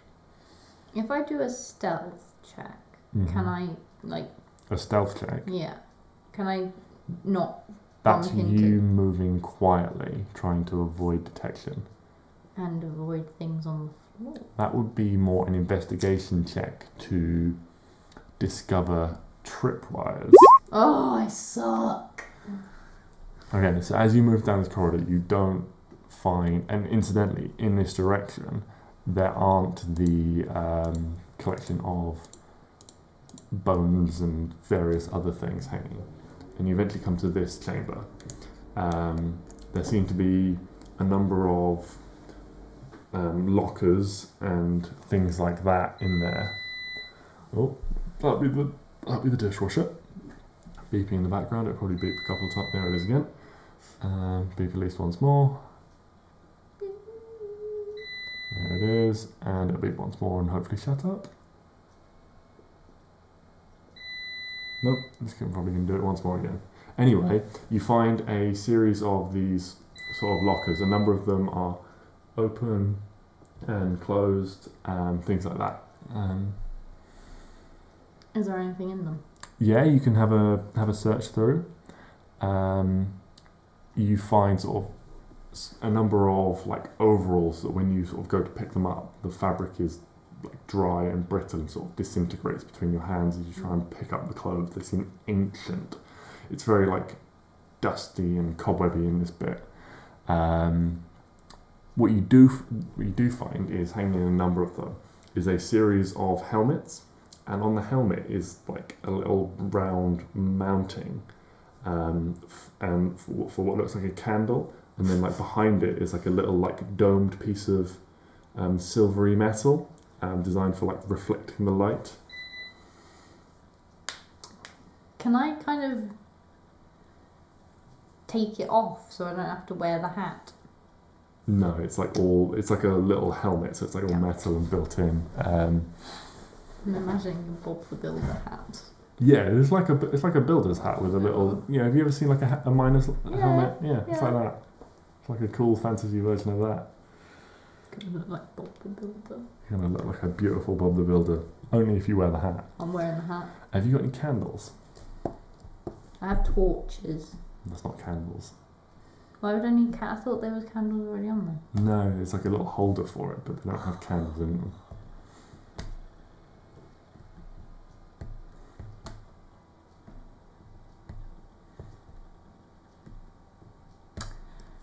Throw that way then. Okay. You realise you don't have candles or anything. Yeah. You're like throwing like clangs noisily on the ground. Well, back over here.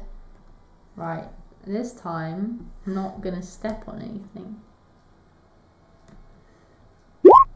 I don't step on anything.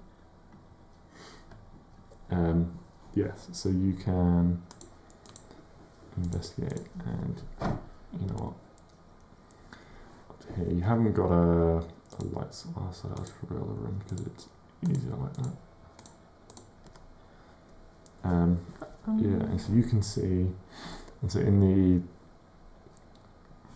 dim light, you can just make out this small figure in the dark that is swiftly like running away, having heard the banging and the crashing and things like that. It swiftly heads off. We move. Run, run, run, run. I'm just trying to work out where things are.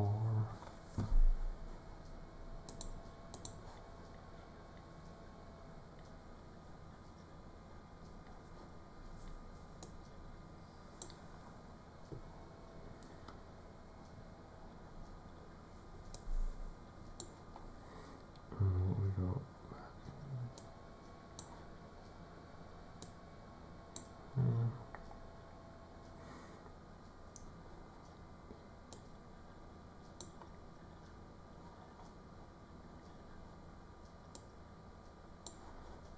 Okay. Sorry, I'm just making some notes of where things are for me. Okay.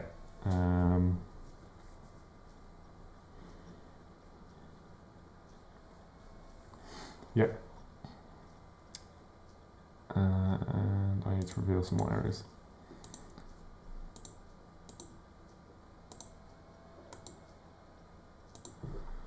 Oh, that's not going how I wanted it to at all. Why has it done that? A triangle of darkness. There you go. So another corridor appears. Is there anything down this corridor? Like on the ceiling, I mean. Your investigation check. Do I have to investigate the roof of... No, you Okay. you can just investigate the corridor. Okay. And as you're going through, you do indeed, this time you spot the tripwire and you can work out that it like connects to some sort of like, you notice there's like a little bit like dug out and like a rock placed in front of it, but there seems to be some sort of canister in it, some sort of like metal canister in there, but you're able to step over the tripwire this time. Nice. Plonk Neo in there with you. Reveal the room.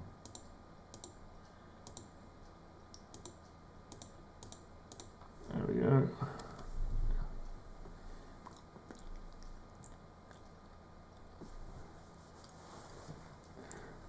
Yeah, and so as you're approaching this room, you can see,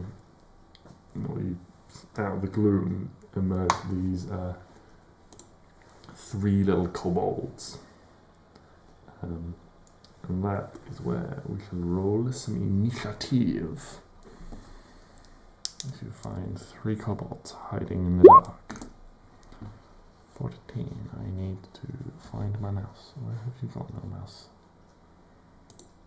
It's a bit bigger on the stream.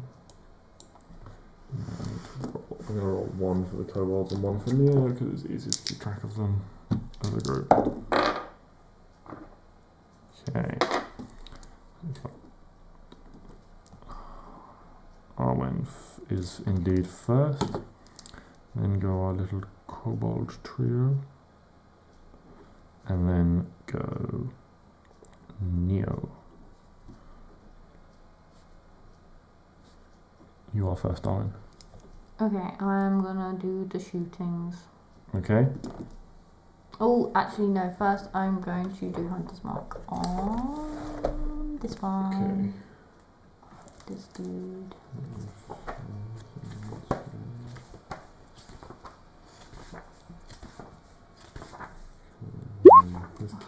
1, 2, 5. Today. There we are. The 14 hits. The 10 does not. The 14 was initiative.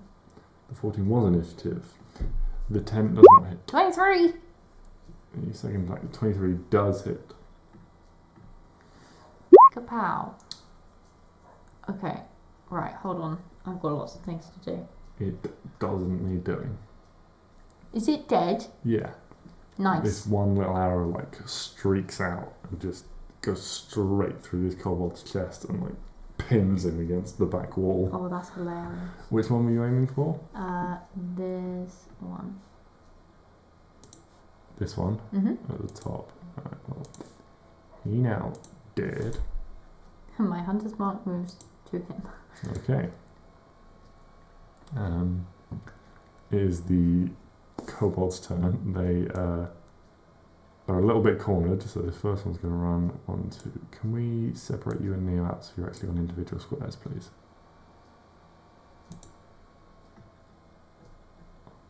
Thank you all. He's going to run up to you. And he's going to make an attack with his little kobold dagger. That's a 14 plus, that's an 18 to hit. Yeah. And so you need a damage dice. Where have you gone? There it is. One little dagger. 3 damage. I laugh, it tickles. Sort of tries to stab you with his little dagger. The other one is going to go 5, 10, 15, 20, 25. He can just make up to Arwen as well. Because you just killed their friend and they are trapped in a corner. You can sort of see past these guys into the room. There seems to be like a number of other tunnels off, but they all seem like blocked up. That is an 18 again with advantage.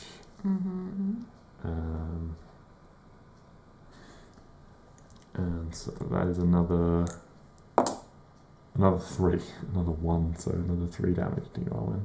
Cool. Neo's turn. Neo sort of pulls out his mighty glaive and reaches sort of around you. Unfortunately, due to the sort of tight, confined space, I don't think he's going to hit. No, actually he does. Even in the tight space, this sort of glaive like darts out like underneath your arm, where you're like reaching to draw your next arrow and stabs at this kobold. Just sort of buries the tip in its chest, and this thing like quivers as it gets stabbed through the chest, and then like slumps to the floor. Oh, that's the wrong dice. It's supposed to be a D10 now, but I rolled that with D8, so yeah, because he got his glaive rather than his sword. Because he got the upgrades. And we go back to Arwen. Hold on. I forgot. You forgot. To roll. What do I have to roll when I get hit? Oh, you have to roll a... Yes, you're supposed to have the little symbol that reminds us, wow, Yeah. that's your entire face, that you're now a clock. Cool. To remind us you have concentration Is it- spell. What? It's a constitution saving throw. I thought it was. So you've been hit. Shit, well, that's fine. So you no longer That's have fine. Hunter's Mark. That's fine. It's alright. I am going to try and stab the last one. Okay. Oh shit, yeah, fuck. Yeah, that hits. And he did. Cool. Again, this little kobold is no more. Right. On to the But next one, and lads. as I say, in this room you can see sort of a couple of other tunnels, but they seem to have been either like caved in or like blocked up or something. There's no, you know, they're piled high with rubble. There's no way you could get through them. I go over here. Mm-hmm. I just walk away from the damage that's right, of course. Walk up this way. Talk this way. Let's put this down here so I'm not holding it all the time. Yeah. This tunnel looks kind of like this.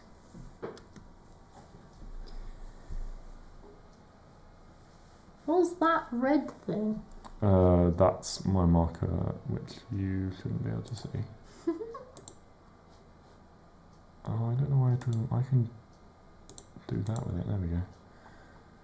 Yeah, I'm gonna do this so that my markers, so I know what things are, aren't except that one, which apparently I can't. Anyway, whatever. Okay. This way. Yeah, you get to... Where are you going? You going down here or are you going off the little... Which way are you going? This way. You're going down the long tunnel, okay. Cool. Right, I just need to reveal the next... There you go. It seems to be quite a big round room. There's this sort of...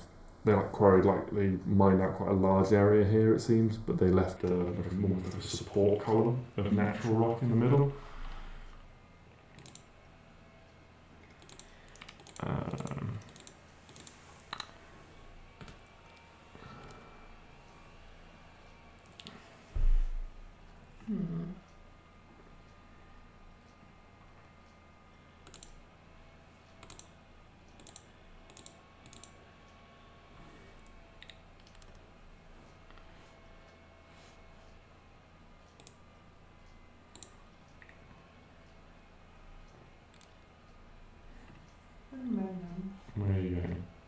You can head down there. As you Oh, bravely charge down the corridor, you hit another. This one doesn't seem to be a tripwire, it seems to be a pressure plate between the wooden slats of the railway track. Again, all these parts of it are heading sloping down, and you feel the foot just sort of sink an inch. And then there's this like grating set as a panel opens up in the ceiling, and there's this rumbling. This heavy like sound is like of like rolling stone. It's like echoing down towards you, and you can see this thing in the tunnel. And all of a sudden, it like pops like into like the range of your dark vision, and this football-sized boulder just sort of drops down and like rolls past your foot, like Indiana Jones style, but it's tiny for some reason.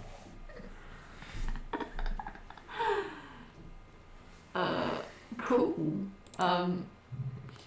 Let's carry on. Yeah, bring it on. Here again, I'll put them on.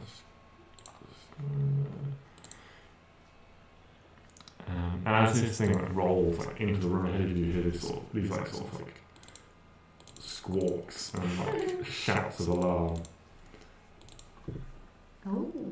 Yeah. And it's all a little bit like you hear one voice like that. I thought I was supposed to be bigger. I thought you were supposed to be bigger. Ow. And we will and they're like, hey, what? That was rude.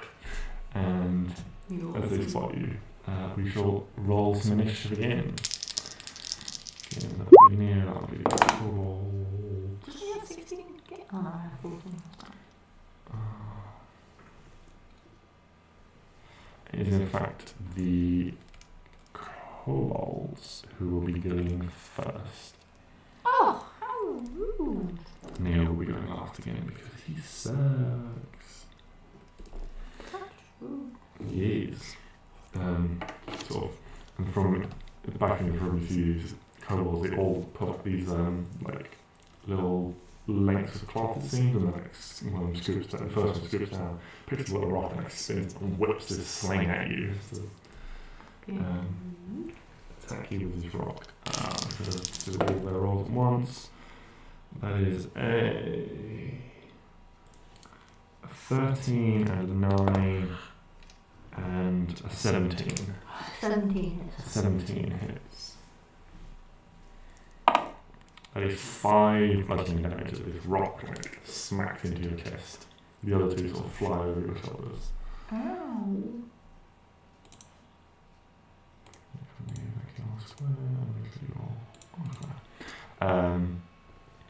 Yeah, and then they sort of almost spread out. It looks like trying to the one on the left and the right sort of try and hide, it seems like, out of sight. Wait, there's 4 of them? A fourth one appears from nowhere. I'm rolling with it because somehow I have more tokens than necessary, but they're only kobolds, so a fourth one sticks his head out from behind a rock that you see and ducks back in, and then the other one like backs up away from you guys. Okay. I want to hit that one. Okay, you gonna shoot it? Yeah. Yeah, go for it. Cup hand. 24, that definitely hits. 12. You did. Cool. I'm gonna do another one for another one of them. Okay, yeah, you can only see the other one. 25, yeah, that hits. Kapow. 5, it's dead also. Nice. Neo like pushes his way in past you. It's 5, 10. Looks around, spots one, and like runs up to it with his glaive and is like, hiya! 16, that'll definitely hit. The only way he's not going to kill is if he rolls a 1. You better not roll the 1. Nope, it dies. And just sort of neatly like, comes in and slides down and takes off this kobold's head. Ooh. Brutal. This last one is looking like very panicked. He sort of like turns around, his like sort of like hand on like the rock of the tongue. Is like, oh, I can't go that way. People. So he's just gonna like try and lower rock at Neo again. That is an unnatural 20. Oof. Oh, that's Neo unnatural, takes 4 points of damage as you see this rock clang off his armour. It sort of like wins him a little bit. Arwen, your turn. Stab. That hits. Stab. He did. Bye bye, we run now. Other little kobold dies. Yours. Oh, we are having a good day.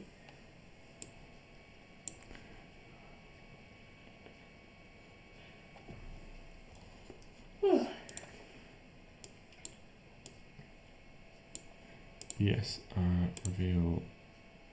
There we go.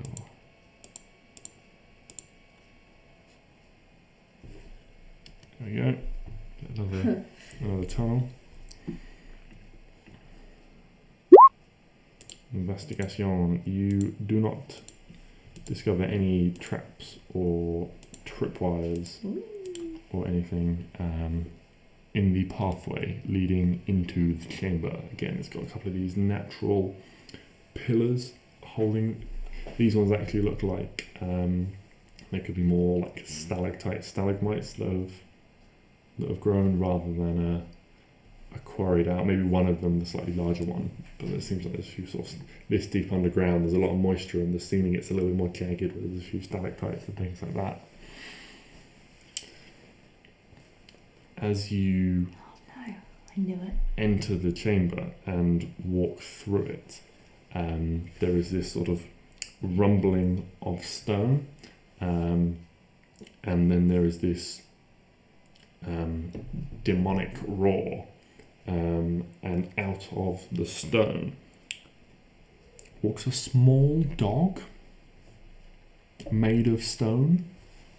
Aww. And this roar sort of, as it sort of emerges from the stone, like changes to more of a little yap, as this small dog is made out of stone. It's like barking at you and sort of growling, grrr. But you know the way a small dog isn't terrifying. Yes. Like that. You know, the way like a puppy tries to be like terrify a big dog, and the big dog's just like, that's so cute. no, I am too old and tired of your nonsense. Yes. Where is this dog? It's sort of like it's like come out of this like pillar here. Oh, okay. Arwen just turns and says, "Sit," and then walks over here. Make a. What do you reckon? I don't know. Depends what you. Well, it's like you're trying to be commanding. So. Something is either intimidation or performance, I think. What about animal handling? Oh, yeah, that's a skill I forgot. Yes, obviously, animal handling, do that one. Even though it's a rock. It's a rock dog, though. It's a rock dog. The rock dog sits. Yes. Good boy. And then this sort of like rock tongue comes out and it's like, Aww. Can I pet the rock dog? yeah, if you want. Yeah, I'm gonna pet the rock dog. Yeah, okay. You pet the rock dog, and as you like tap it on the head, it just crumbles into pieces. And the pieces sort of like roll and just like roll, like the little like individual like bits of rock just like roll back into the wall. I was hoping I'd get a rock dog. No. I'm collecting animals. You at are. this point. Yeah, I'm not giving you anything else. A rock dog. Okay, I'm gonna go down this Let's go on. entryway. Reveal, please. There we go. Do I investigate or do I run? Run! Nothing happens as you sprint down this tunnel, Nice. it seems, except for there's a loud, like, shuffling of, you know, the loud sound of your footsteps. That way. And, yeah. There we go. And reveal This big, seemingly empty chamber in front of you. Seemingly. That means let's investigate. Well, I see nothing. 11. So as you suddenly realise that maybe charging around was not quite the right idea, you pause and look, peer into the chamber, and you can see these two. There seem to be two crossbows mounted near the ceiling, and they're just sort of gimballing slowly left to right, sort of scanning the room. It seems like just like covering the room, just left to right, left to right. Is there like enough time for me to run? Well, let's put you in a square so you can count distance. 5, 10, 15, 20, 25, 30, 34, 40, 45, 55. So yeah, you could dash across the room. Yeah. Yeah. Yeah. As you get to the other side, this is not the right reveal tool that I'm after. Oh, my arm is covered. Here's what we want to do. As you get to the other side, you see this like shimmering blue haze. And this like barrier has appeared in front of you. Also, these two crossbows track you, and they both take a shot. How rude! That is a 10 and an 11 to hit you. Nope. So these two bolts just go boom, boom into the ground at your heels as you're sprinting. And then there seems to be like a mechanical like as a, like they're mechanically like rewound. And Is that it? yes, Okay. you have. It's. I'm going to declare some like semi-initiative. It's like. Where are these things? These things, I will mark them on the map for you. No, I don't want to draw shape, I just want to draw freehand. In a lovely purple colour. And They're like either side of the room, about sort of 15 feet off the ground. 15 feet. So yeah, this chamber seems to be like quite high. So all these chambers, so the tunnels are quite sort of low and narrow and have these tracks in them. But the chambers, when you open out, they seem to expand in like all directions, like up, down, left, right.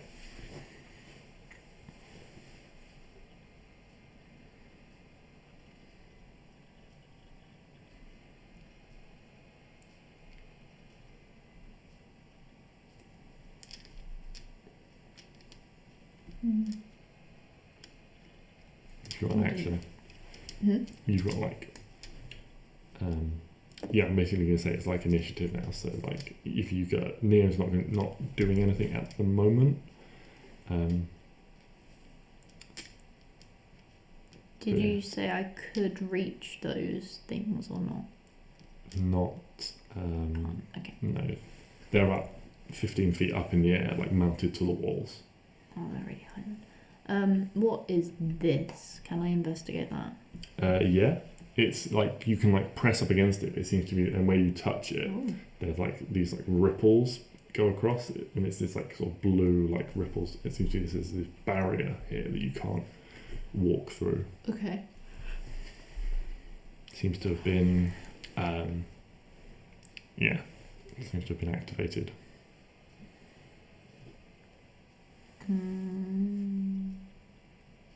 Possibly by some sort of alert that was triggered.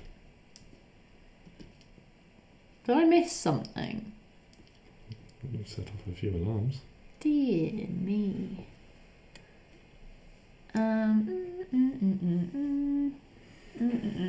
Okay. Is it possible for me to shoot the things? Yeah, they look mundane, so Okay. they look like they could be damaged. I'm gonna shoot them. You know, they look like standard crossbows that have been mounted with like extra gears and stuff to. I'm gonna try and shoot into the gear to stop And it. yeah, there seems to be some Like sort of out. arcane element to make them like magically move on their own. They don't seem to.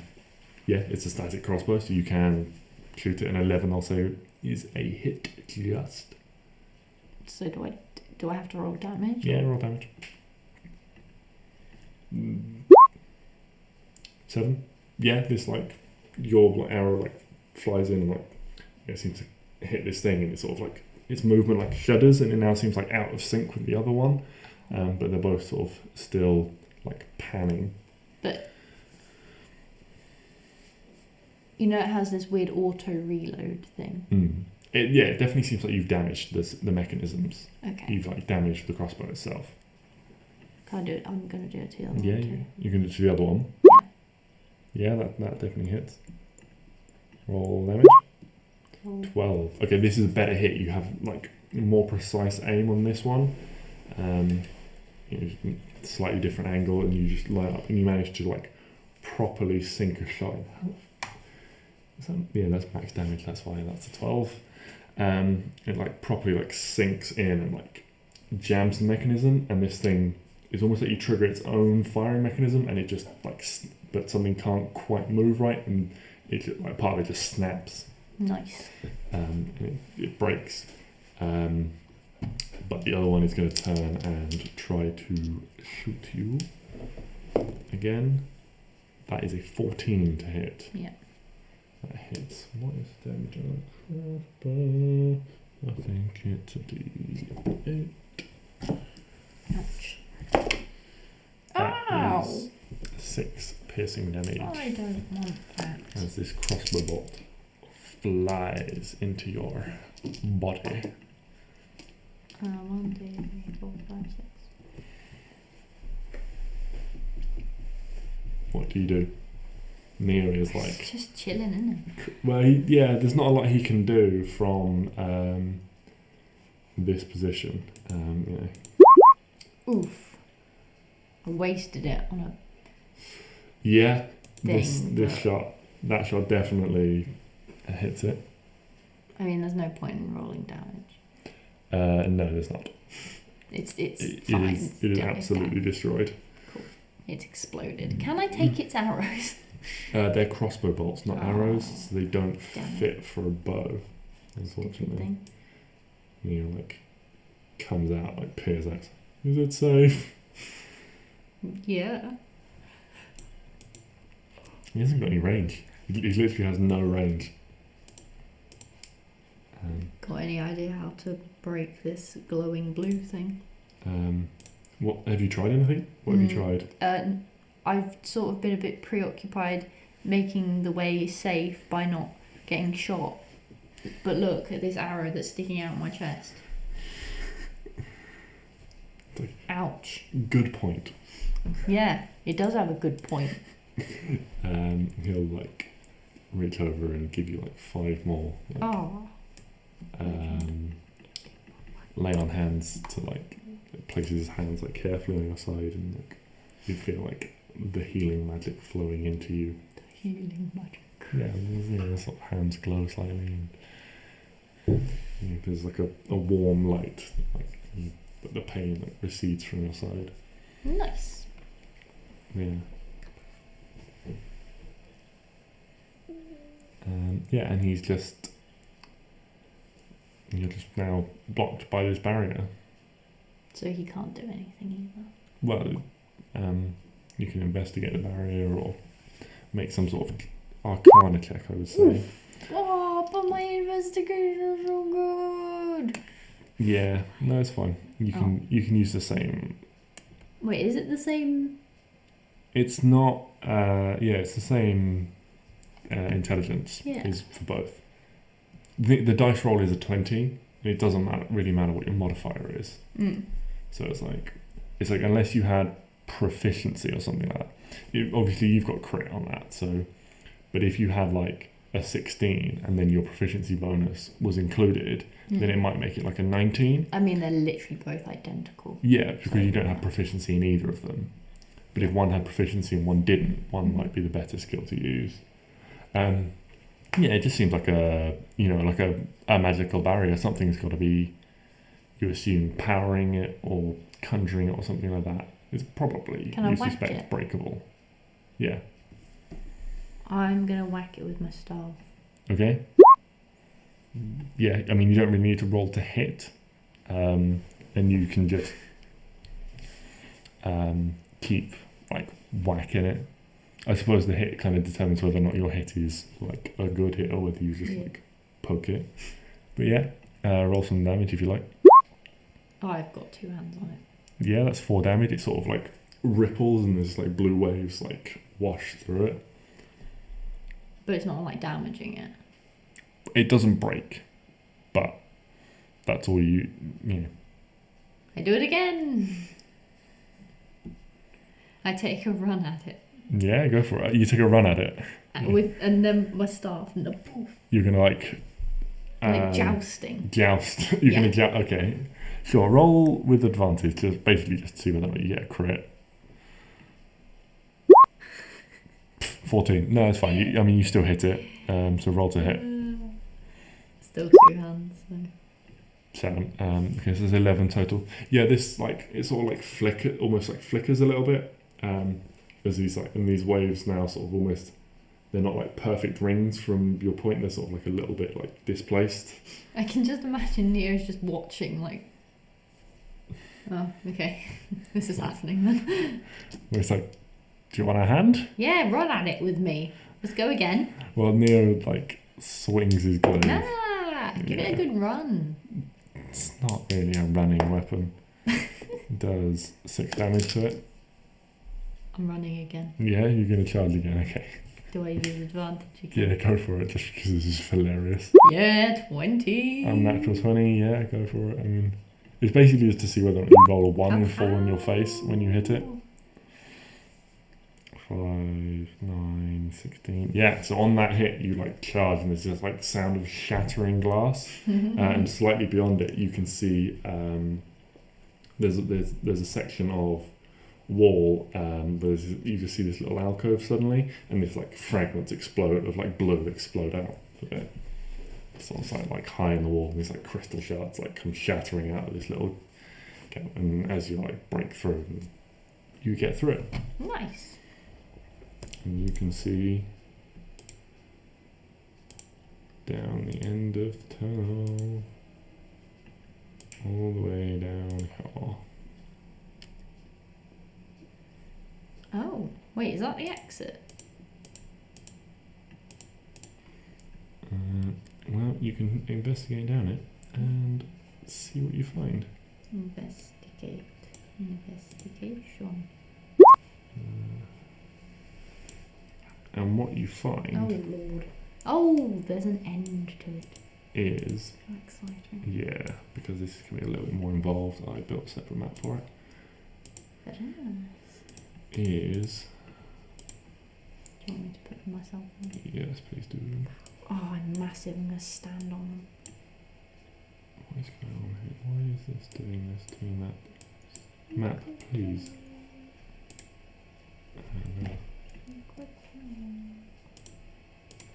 Through the mountains. Secret. Oops.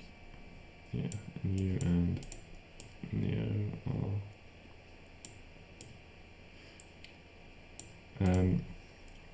How are you proceeding down this tunnel? Stealthily. Stealthily, okay. Make a stealth check for me. Oh, why? Really? A 2? Well, Neo rolled a natural 20, but you rolled an 8. And so as you get down this tunnel,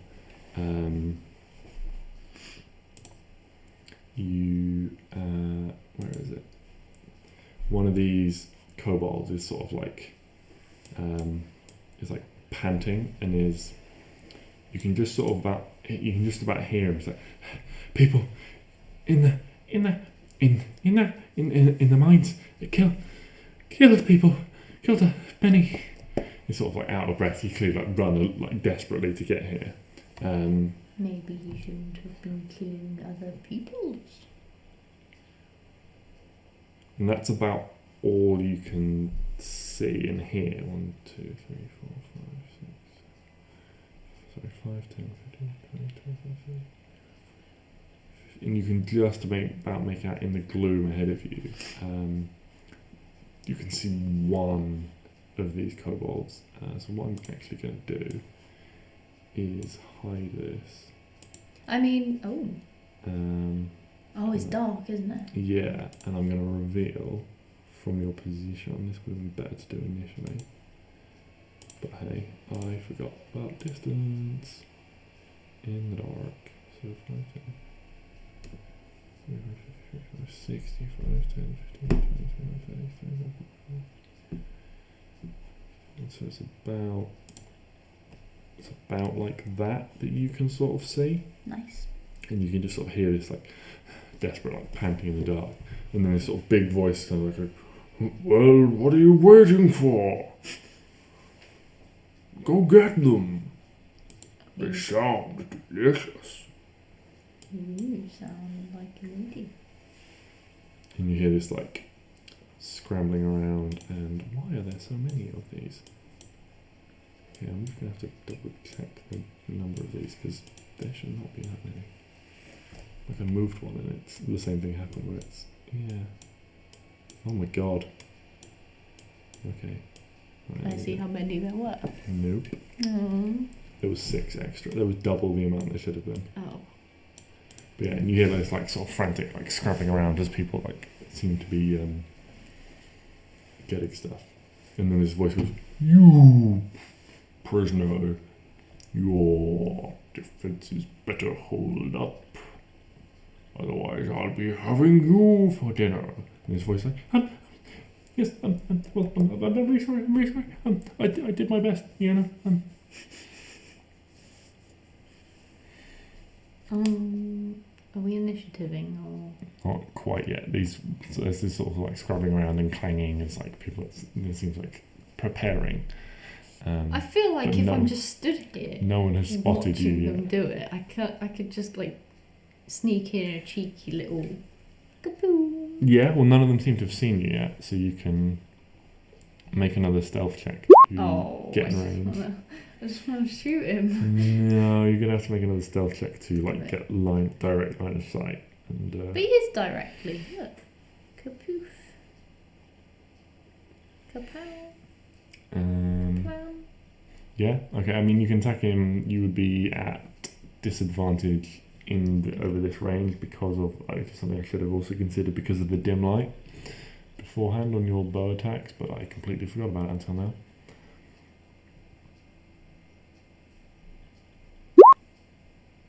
It's 12. That does just hit. Good.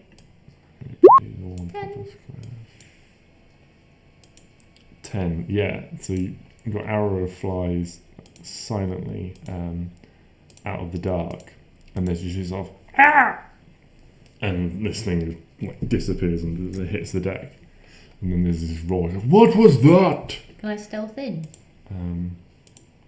Like, because they haven't seen me yet. Just You've pretty much given yourself away by shooting one of them. Okay, I'm coming in. And so from there we shall roll some initiative. Nice. Well, 8. Alright, so I'm going to have an 8. Neo has an 18. Alright, and then I'm going to have to roll these separately. So we've got 3, 13, no, let's say 16, 19, and where are my stats for the big custom boy? Being custom. Big custom boy. You got it, please. He's got, he's only got 7, so he's going last. So it goes these guys, Neo, these guys, Arwen, and this guy. Okay.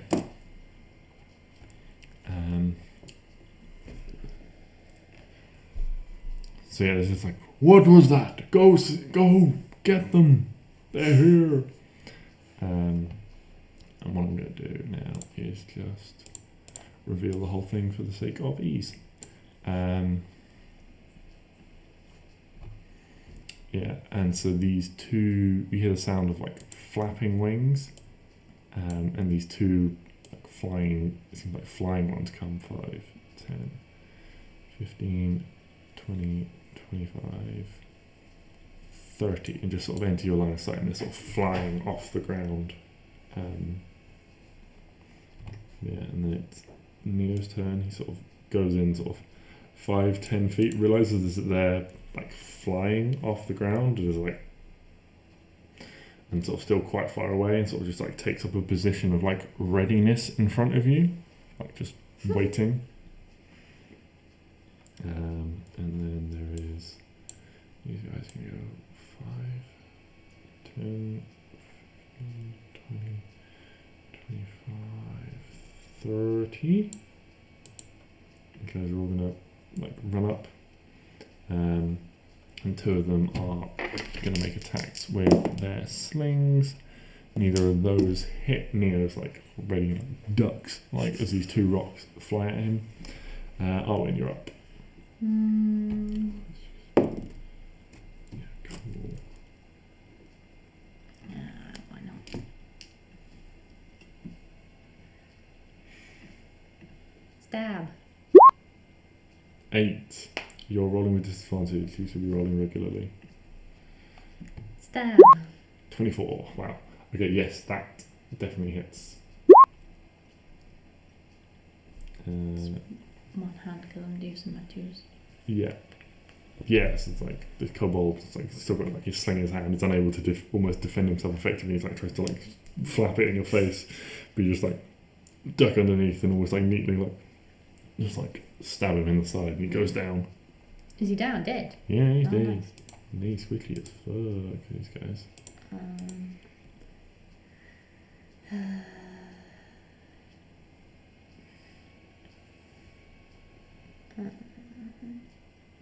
There you Okay.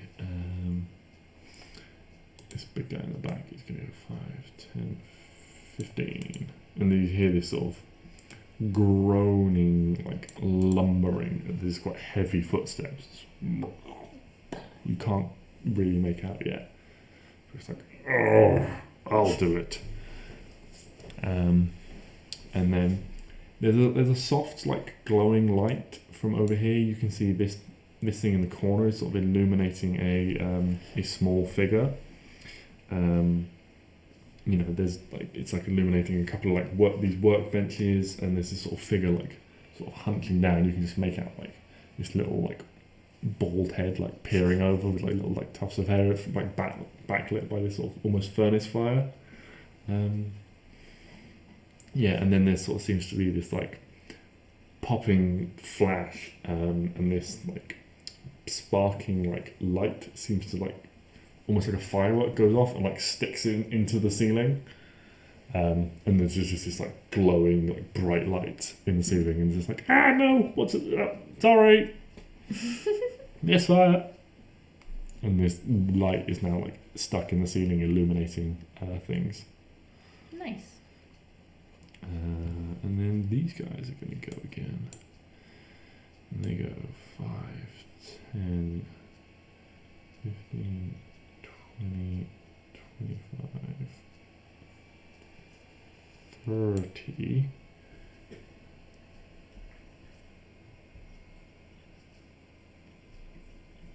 Yeah, and they're just sort of trying to get there, sort of flapping closer, flying sort of 10 or so feet off the ground. And Neo is... what can he do? Like, fuck all, really. Oh, you can do that, actually. What's the range on that? 30 feet. Okay, he, like... You see him, like, hold up a hand, and he mutters, like, a few arcane words. And what is it? What sort of save is it? It's a charisma save. And you see these two, like, winged kobolds sort of, like, clutch their heads briefly. And then they, like, sort of, like, as they're, like, you know, the spell seems to take effect, and they're just like, and they seem affected by it. Neo casts Bane on the 2 targets. Nice. Yes, but that will be all he can do because none of them are within range. Yeah. These guys are going to go 5, 10, 15, 20, 25, 30. Yeah, and this one's going to take a swipe at you, Arwen. That is a 17 to hit. Yep. With his little dagger, he does 6 damage.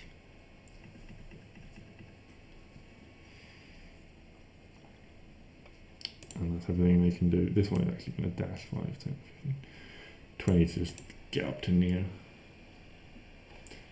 And then it is your turn, Arwen.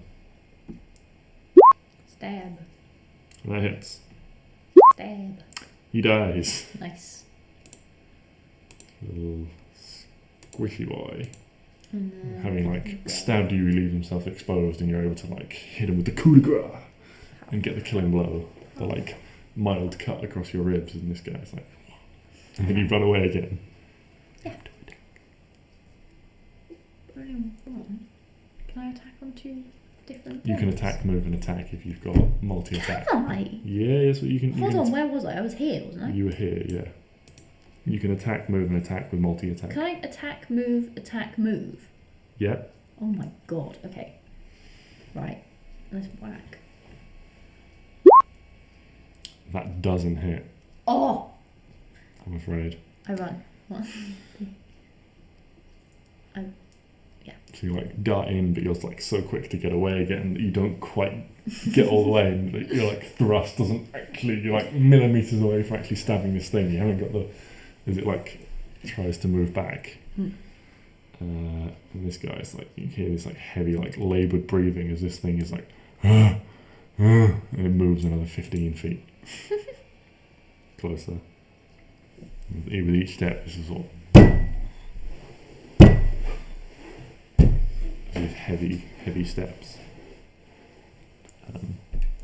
We go back to the flying guys. And these guys are they're starting to sort of swarm near. This guy goes 5, 10, 15. This guy's going to come up to him as well. And they sort of swoop down to attack. They also roll with advantage. That is a 25 and an unnatural 20 to hit Neo. That is 7 and 7. These 2 attacks sort of swoop down, and Neo's sort of distracted by one in front of him. He takes 14 damage. But as the first one flies in, this sort of like, and it's like the little like dagger strike makes contact. These sort of like infernal flames you've seen it before, like erupt from Neo, like engulfing it. What do they need to do? They must make a dexterity saving throw with a decent dex. Yeah, this thing is quite nimble in the air. It sort of dodges a little bit, but it's still like it still gets caught by the flames to a certain degree. In fact, so much so that even though it seems to like it dodged the worst of the effect, it's still like this flame like rips a massive like hole in its wing and it like crashes to the ground and lies still.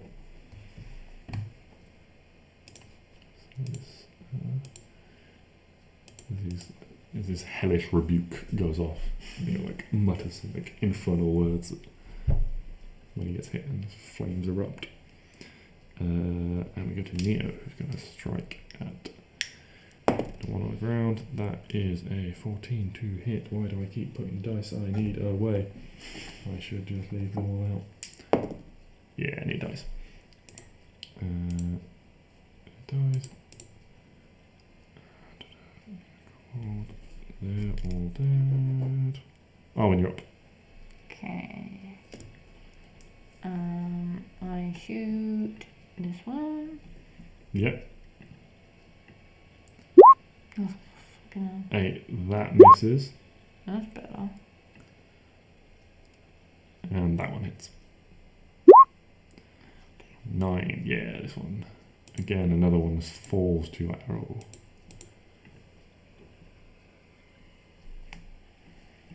And then, do I want to 5, 10, 15, where do you get to there?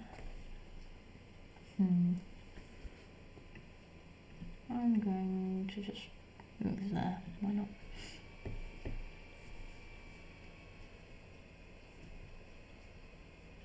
Okay.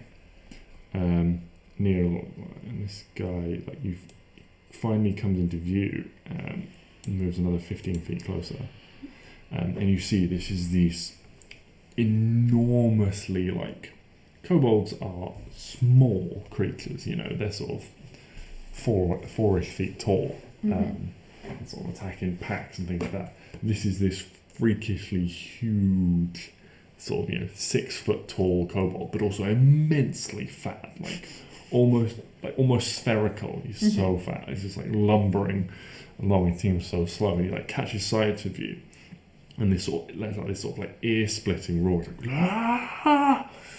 And you see he goes into this like rage. It seems like it's just like, ah! And like actually like, and then like draws a weapon. He actually moves quite quickly when he draws a weapon. And so it seems like he's got you get the impression he's got a little bit of skill at arms, but is also immensely fat and can't like move around the battlefield that quickly. Yes, but that's all they can do on their turn. No, we go back to... Oh, these guys are all dead as well. So we go back to Neo. Neo can see this guy appearing, but he's a little bit... he's been a little bit under the cosh, and so he just takes a moment to give himself, like, he's turning, you can see, like, he's got, like, a hand, like, sort of over one of his wounds, and there's, like, this glowing light is emanating as he seems to be healing himself up a little bit to make sure he's still alright, as he was a little bit low. And now it's your turn. I'm putting Hunter's Mark on this weird man. Yeah, you cast Hunter's Mark, that's fine. Do I get close to the... Yeah, because I can just run away. Okay. Stab. That misses.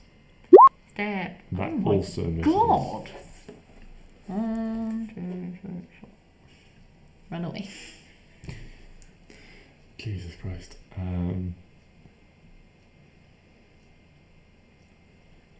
Okay. He like starts like coming after you. 5, 10, 15. And you can see he's got this like enormous belt around him, which seems to have many like weapons on it. Like it seems like he sort of almost kept like everything, and like draws one of these daggers. And he draws like 2 of them and throws. He seems to have sort of like 6, 7, 8 daggers like on this belt, and he like draws like 2 of them and like throws them one after another at you. And he sort of like senses that you're going to keep running away, and that's shit. That's an 8 plus 5 is 13 to hit, and then 6 plus 5 also won't hit. These 2 days you can see him coming, you're able to nimbly like dodge out of the way of both of them. Neo's turn. He's going to dash 5, 10, 15, 20, 21, 35 and just like make it up behind this guy, but he can't quite make an attack on his turn. And your turn again. If I stand here, do I get advantage? Yeah. Nice. Yeah, so it's like a directly adjacent. So it's like if you were here or here, you get advantage. Like you know, so it's like the colours all match up. So like the purples get advantage. Like if you like greens, you get advantage. So it's like that. So you've just got to be, you know. So those are all your advantage angles there. Yeah. And then let's get rid of this mess. But yes, carry on. 21. 21. Yes, that hits. I hope it hits. Right. Hold on. I've got a few things to do. So got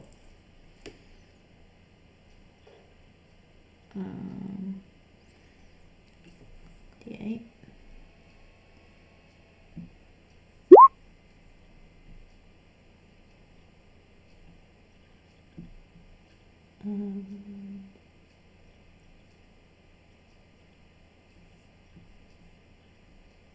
Hold on, sorry.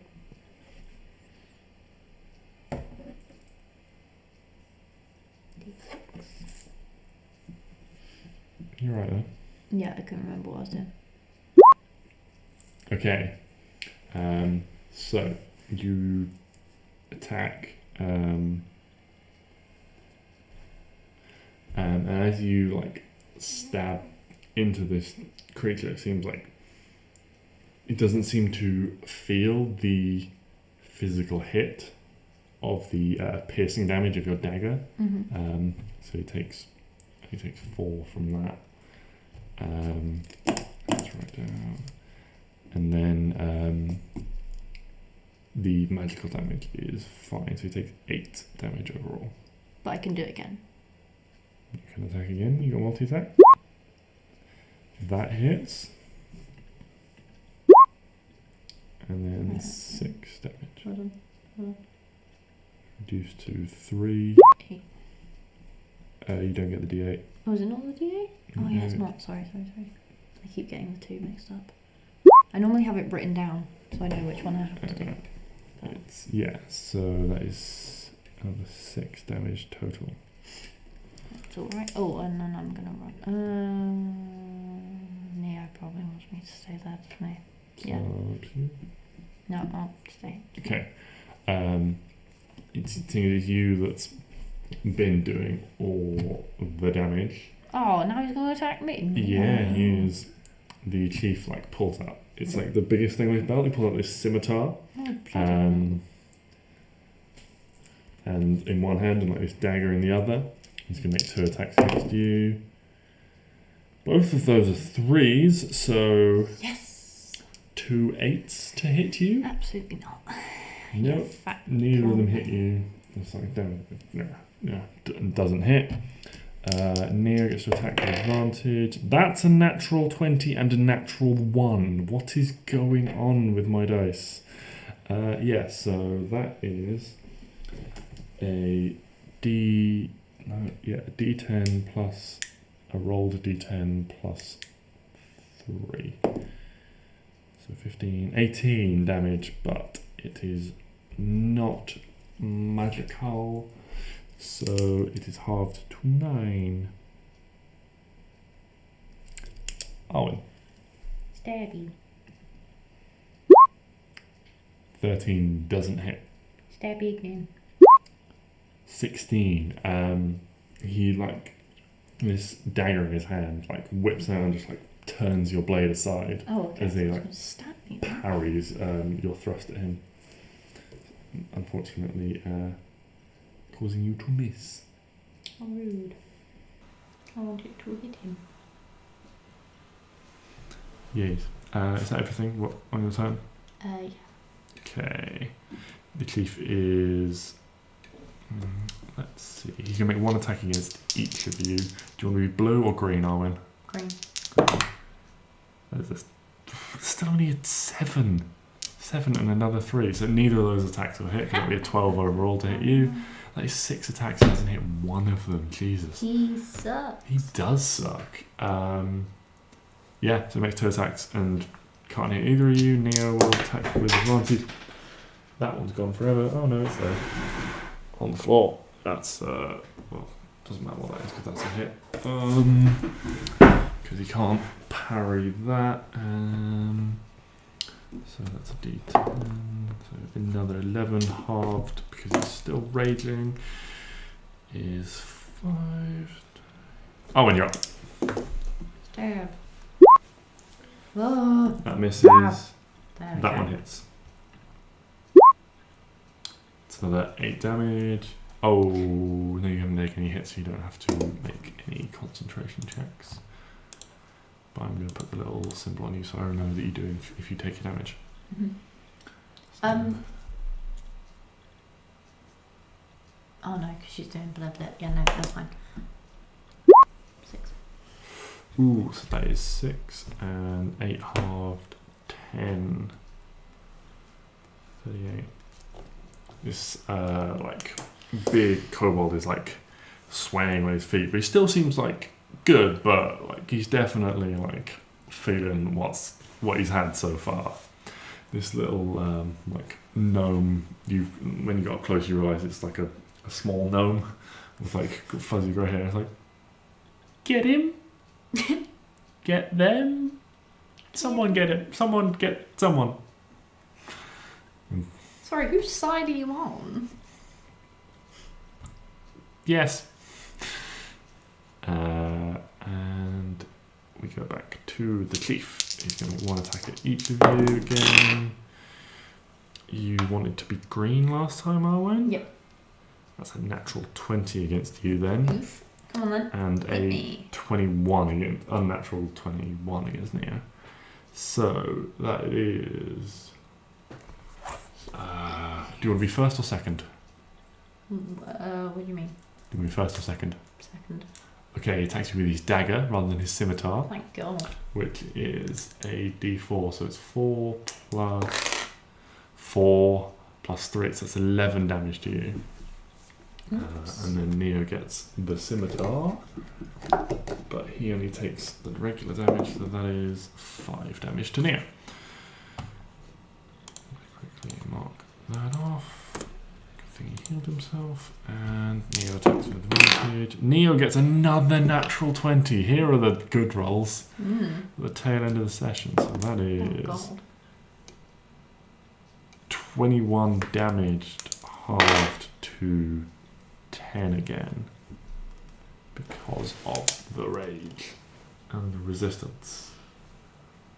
Arwen, what have you got? Do I lose it? No. Okay, cool. Because it's, yeah. Is he looking like he's gonna die, or is he looking... He's definitely not looking in good shape. Yeah, but how not good shape? Not good shape. That's all I'm going to say.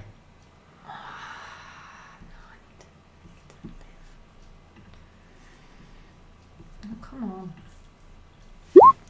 Right, thank God. Okay. Okay. Cast Cure Wounds on yourself. Yes. Yeah, that's fine. You get 10 hit points back. This is good. As he sees you, like, rather than attacking, sort of hearing like, ha ha ha ha, kneel before me. I don't kneel for anyone, thank you. And kind of sensing that you're a little bit weak. I'm not weak. I am fit and fighting. He's going to do both attacks on you.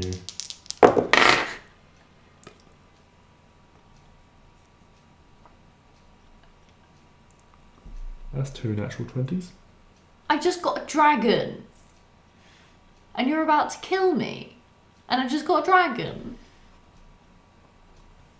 I don't control the dice. I just got a dragon. I don't control the dice. You just said I've got to do 2 attacks on you. Don't control the dice. You could have controlled just rolling 1 against me. That's going to be 11. And let's actually roll that. There we go. 19 damage.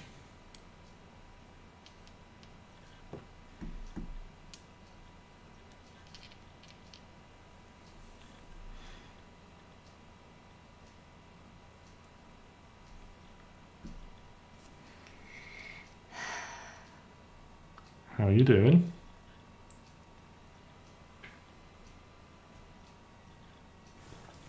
How do I look like I'm doing? Are you down? Oh, I'm down!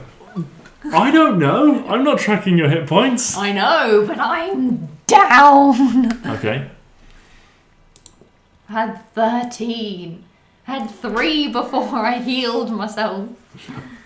I mean, I can't legislate for 2 crits in one turn. You could have only done 1. Yes, well... And then I would have had 2 hit points, but alive.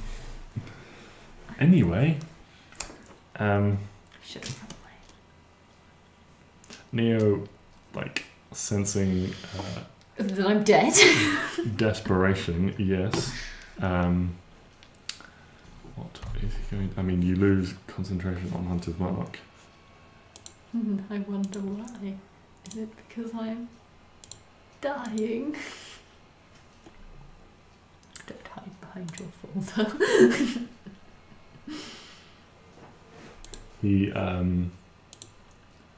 He darts around the side and like turns to Nose like, if you help us, we'll get you out of here. And he is going to cast Cure Wounds on Arwen, and I can't remember what his modifier is off the top of my head. It's a 3, nice. You get 4 hit points. Oh, look at me thriving in this economy. And he's like trying to like stand over you slightly protectively. Is it my go? It is now your go. You are Goodbye. no longer unconscious. If you move before you attack, you get an attack of opportunity. Oh yeah. Can I shoot him from right in front of it? No. You can. It will be at disadvantage. Stabby stab. 21, that hits. Yeah, it hits. I'm filled with rage. 2 hands. 2 hands because you're filled with I'm rage. filled with rage. Okay, so that's 11 Oh wait. halved to... Oh yeah, no. Oh wait, but I can do a D6. Yes, you can. No, you can do a D8 I can do a D8. because of your Giant Slayer, Colossus Slayer, or whatever it is. Kapow. So that is 8 regular damage because the Colossus Slayer is magical, I think. Yeah. And then, so it's 13 damage. Now I'm going to do it again. Okay. That hits. Your rolls to hit are phenomenal. Kapow. 10. So 10 halved is 5. And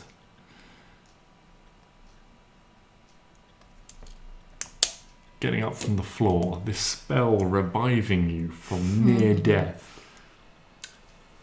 How would you like to do this? Oh, it's just whacks. Just straight down for one. And he's like, oh. And then she just goes in again. Whack. Down. It's The colossally rage is fat, just...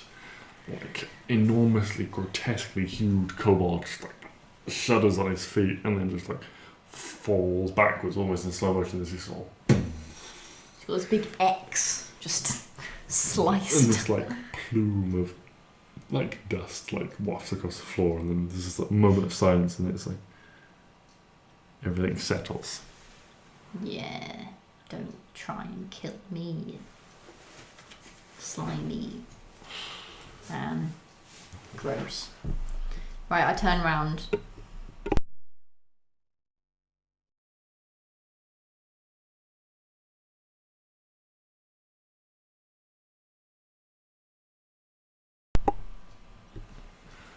I turn around to this guy.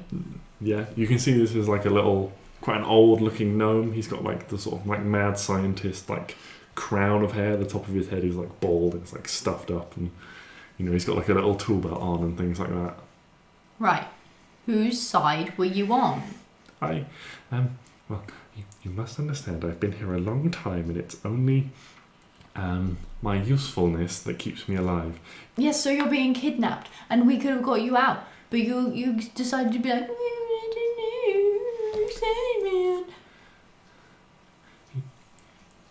He threatened to eat me. well, we're not going to eat you. Well, that's very good, thank you. Come on then. Silly little man. Did any of my traps? I tried to make them as useless as I could convincingly be. I'm sorry about the crossbows. Yes. I had to make something convincing, but the others I tried to make, well, shit. Yes, the others were shit. The crossbow, one of them. Well, I mean, yeah. Anyway, let's go, little man. Bring whatever you want. Just nothing. Don't stab me. Or I will stab you back like this big fat lizard man.